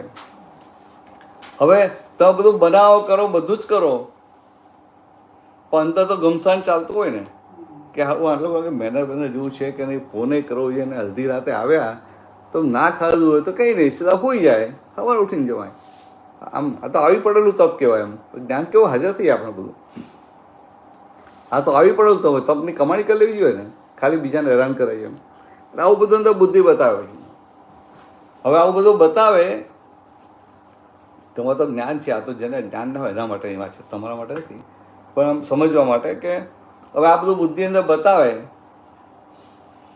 તો કે આ બધું બતાવે છે ત્યાં નવું કર્મ નથી, સમજાય? પણ તમારી છેલ્લે સિગ્નેચર ક્યાં થાય ત્યાં છે. એટલે અલ્પાબેન તમે તમારા અંતસ્કરણ સાથે, મન સાથે વાત કરી શકો ના કરી શકો કે ભાઈ આ અડધી રાતે આવ્યા છે ને વગર ઇન્ટિમેશન આવ્યા છે, એટલે વગર ઇન્ટિમેશન આવ્યા હોય ને આપણા આર્ય સંસ્કાર શું કહે છે કે આ શું કહેવાય? અતિથિ. એટલે કે તિથિ બતાવ્યા વગર આવી ટપકે ને અતિથિ કહેવાય. તો અતિથિ દેવો ભવ, એટલે કે દેવની જેમ સત્કાર કરવો જોઈએ. હવે આપણે આપણા મન સાથે વાત કરીએ, મન કન્વિન્સ થાય કે ના થાય? તો કે આ મનને કન્વિન્સ કરવું એ આપણા હાથમાં કરવું કે નહીં? અને કોઈ વાર હિસાબ ભારે હોય ને તો મન કન્વિન્સ ના થાય, ના થાય તો શું કરવાનું? ધીરે ધીરે આપણા મનને કેવું કે ભાઈ તારે જે વિચારવું હોય વિચાર, તારે જે કરવું હોય કર, હું તારી સાથે સહમત નથી. Whatever you want to do you do it, I don't agree with you, એમ કે આપણે છૂટું કરવું. એટલે આપણે નેગેટિવના પક્ષમાં ના રહ્યા, એટલે આપણે પોઝિટિવના પક્ષમાં રહ્યા, એટલે પછી પુણ્ય કર્મો બંધાય. તમને નહીં, અજ્ઞાની જેને જ્ઞાન ના હોય એના માટે વાત છે, જ્ઞાન દ્રષ્ટિ ના હોય એના માટે. એટલે એને શું થાય કે સંજોગો આવા આવ્યા, પણ આ એને સમજણ પ્રાપ્ત થઈ તો એને સંજોગો બહાર પાપ કર્મના છે, પણ નવું શું બાંધે? પુણ્ય એ બાંધે. એટલે આવી રીતે ચેતવાનું, એટલે એ રીતે પોઝિટિવ કર્યું. એટલે પોઝિટિવ રહીએ એટલે પુણ્ય કર્મ બંધાય, પુણ્ય બંધાય એટલે એને સુખ મળે, તો એને સુખી જ થવું છે ને. બીજી વાત શું હતી કે આખી જિંદગી આપણને આ જે જન્મ મળ્યો ને, જે 40, 50, 60 વર્ષ જે ગયા, એ શું સમા ગયા? તો કે આશાબેન થઈને જીવન જીવ્યા ને. એટલે કે બધો ટાઈમ કોના માટે આપ્યો? આશાબેન માટે આપ્યો. અને આ તો હવે ભાન થયું કે આશાબેન તો હું છું નહીં. તો કે અત્યારનો સમય કોના માટે ગયો? કે પોતે જે નથી એના માટે ગયો. સમજાય? એટલે શું થયું કે આખું કોરું શાકમાં ગયું. નાની ભૂલ હોય તો ભૂલ કહેવાય, આ તો મોટી મોટી બ્લન્ડર કહેવાય. તો કે આખી જિંદગી તમે જીવ્યા, મહેનત કરી, ભણ્યા, કોલેજમાં ગયા, મહેનત કરી, નોકરી કરી, ધંધો કર્યો, લગ્ન કર્યા, છોકરાઓ બધાને સેટલ કર્યા, બધું કર્યું, તો બધું તમે કોના માટે કર્યું? આશાબેન માટે. તમારા માટે શું કર્યું? રામ તારી માયા. તો કે આ મોટી ભૂલ કહેવાય કે ના કહેવાય? પણ હવે અલ્પાબેન તમને ભાન થયું કે હું શુદ્ધ આત્મા છું, સમજાય? એટલે હવે તમારો ઉપયોગ તમારા માટે જાય. એટલે તમારું પેલું આ જોબ હોય, પ્રેક્ટિસ હોય, તો પેલા ક્લાયન્ટનો ફોન આવે એટલે આપણને થાય કે આ ફાઇલ આવીને ફાઇલનો સંભાવ નિકાલ કરવો છે, એટલે એ સમય તમારા માટે આવ્યો. અને તમને થાય કે ના ભાઈ આ ધંધો છે, ધંધો લઈને બેઠા છીએ, આ તો કામ મારે કરવું પડે, એ આશાબેન માટે સમય ગયો, સમજાય? તો કે હવે આપણો એક એક સમય પોતાના માટે જાય, 100 માટે જાય. ક્યારે જાય? 5 આજ્ઞામાં રહો ત્યારે જાય, અને 5 આજ્ઞામાં ના રહીએ તો ના જાય. એટલે કે આજ્ઞામાં રહી અને એક એક સમયનો ઉપયોગ કરવાનો છે. એક સમય વેડફવા જેવો નથી. આ પણ એવું થયું છે કે તમે જ્ઞાન લો ને ત્યાર પછી બહુ બધા બહુ આસમાન જમીનનો ફરક આવી જાય. હમ, આસમાન જમીનનો ફરક. હું તો ખાલી તમને ચેતવણી માટે વાત કરું છું. બરાબર છે. ના, બધા જાણે બહુ બધા પ્રોબ્લેમ આવ્યા હોય એવું લાગે છે એટલે જ્ઞાન લીધા પછી તમે અત્યારે દેખાય વધારે. એટલે તમે નથી રહેતો હું કહેવા નથી માગતો. હું કહેવા શું આવું થઈ જાય આપણને, આવું હોવું ઘટે. હમ. એટલે આપણી જાગૃતિમાં હોય કે આવું હોવું ઘટે. અને અહીંયા આપણે કાચા પડીએ છીએ, અહીંયા મારે પાકા થઈ જવું છે, એવું થઈ જાય ને. એટલે એના માટે એટલે આપણો સમય આપણા માટે. એટલે આજ્ઞામાં રહીએ ને 5 આજ્ઞામાં આ રિલેટિવ, રિયલ, વ્યવસ્થિત, સંભાવ, નિકાલ, શુદ્ધાત્મા, ચોપડા બધું વપરાય કરે ને, એ બધો સમય પોતાના માટે વપરાયો કહેવાય. ને પોતાના માટે સમય વપરાયો એટલો કામનો. અને આ ફાઇલ નંબર એટલે કે આ આશાબેન થઈને આશાબેન માટે વપરાયો એ બધો સમય ગટરમાં ગયો, નકામો ગયો. અત્યાર સુધી બધો નકામો જતો હતો. તમે દાન કરતા હતા, કોઈને મદદ કરતા તો એ નકામો જેવો કહેવાય, કારણ કે એ બધું આશાબેનના માટે જ હતું ને, તમારા માટે નહોતું. પુણ્ય બંધાયું પણ કોને? આશાબેન. તમારે શું લેવા દેવા? લોકોની સેવા તો બહુ જ કરી છે. હવે એ વસ્તુ ખોટી નથી, સારી જ છે. આ તો તમને જે અપેક્ષાએ વાત કરું છું ને એ અપેક્ષા કે બધું સારું કર્યું આશાબેન, આખી જિંદગી સારું, ઓબ્લાઇઝિંગ નેચર છે, બધું જ છે. પણ કોના માટે જીવ્યા? આશાબેન માટે. તો કે હવે આ જ્ઞાન દ્રષ્ટિ પ્રાપ્ત થઈ, પોતાના માટે જીવવાનું છે. અને એ જો તૈયાર ના થયા તો નકામું ને. એટલે કોઈ પણ દાન ધર્મ કરો કે કંઈ બી સારા કામ કરો તો એની ક્રેડિટ તમારા શુદ્ધાત્માને નહીં, ના, એ અલ્પાને જ. શુદ્ધાત્માને શું લેવા દે? શુદ્ધાત્માને કંઈ લાગ્યું. શુદ્ધાત્માને બોડી છે, શુદ્ધાત્માને મન છે, બુદ્ધિ છે. પણ એ next શુદ્ધાત્માની પાસે તમે ગમે એટલું કમાય એ પૈસા કોના? અલ્પાને. હા, અલ્પાબેનના. શુદ્ધાત્મા નહીં ને. એટલે શુદ્ધાત્મા તો શું લેવા, કંઈ લેવા દેવા જ નથી. શુદ્ધાત્મા સૂક્ષ્મતમ છે. અને આ દેહ ને આ મન વચન કે આ પૈસા ને બધું શું છે? સ્થૂળ છે. અચ્છા, મને એમ કે tangible વસ્તુ બધી અલ્પાની, પણ intangible વસ્તુ તો શુદ્ધાત્માને ભાગે આવતી હશે. એ આ નહીં પણ નહીં આવે. બધી વિનાશી વસ્તુઓ છે ને હા. અલ્પાબેનના ભાગમાં. હા, અલ્પાબેન. પણ પુણ્ય એ intangible. પુણ્ય પર હું સહી સમજાવવા માંગુ છું. આ પાપ ને પુણ્ય છે એ શું છે? આપણે જ્ઞાન વિધિમાં શું બોલ્યા હતા? પુણ્યાચારથી મુક્ત એવો હું શુદ્ધાત્મા છું, અચ્છા. પાપાચારથી સર્વથા મુક્ત એવો હું શુદ્ધાત્મા છું. પુણ્યાચાર પાપાચાર એ હેય છે, તેનાથી સર્વથા મુક્ત એવો શુદ્ધાત્મા છું. ઠીક છે? હા, ઓ સવાલ હા તો બોલા તારે કહેવાનું તો મને તો બધા અંધારું હોય હું તો દીધે રાખું. મને માર આવ્યા હોય તો મારે શું હોય? આપણે let's start કરીએ ને. લેટ સ્ટાર્ટ કરીને 9:30 સુધી ચાલે. 10:15. હવે બોલો. હવે તો પછી ટાઈમ ઓવર થઈ. હવે આ લોકોની શક્તિ હોય તો બેસી, આપણો વાંધો નથી. ના, એવું નહીં. હવે સવાર ના, બરાબર. કામ પર જવાનું એટલે મેં કહ્યું મને કહેજે એટલે મને ખ્યાલ ના પડે. અને મારે તો આ સામે ગ્રાહક આવ્યો તો દીધે જ રાખવું પછી. એટલે જ્ઞાન વિધિ તમે આપો છો એમ? આ થાય. આ બેઠા ને અલ્પાબેનજી કર. ક્યાં Welcome. ગયા વર્ષે. આપણે રાકેશભાઈ ચાલો આપણે કહો. ચાલો, જય સચ્ચિદાનંદ માતા, જય સચ્ચિદાનંદ. જય સચ્ચિદાનંદ. જય સચ્ચિદાનંદ. Good night. જય સચ્ચિદાનંદ.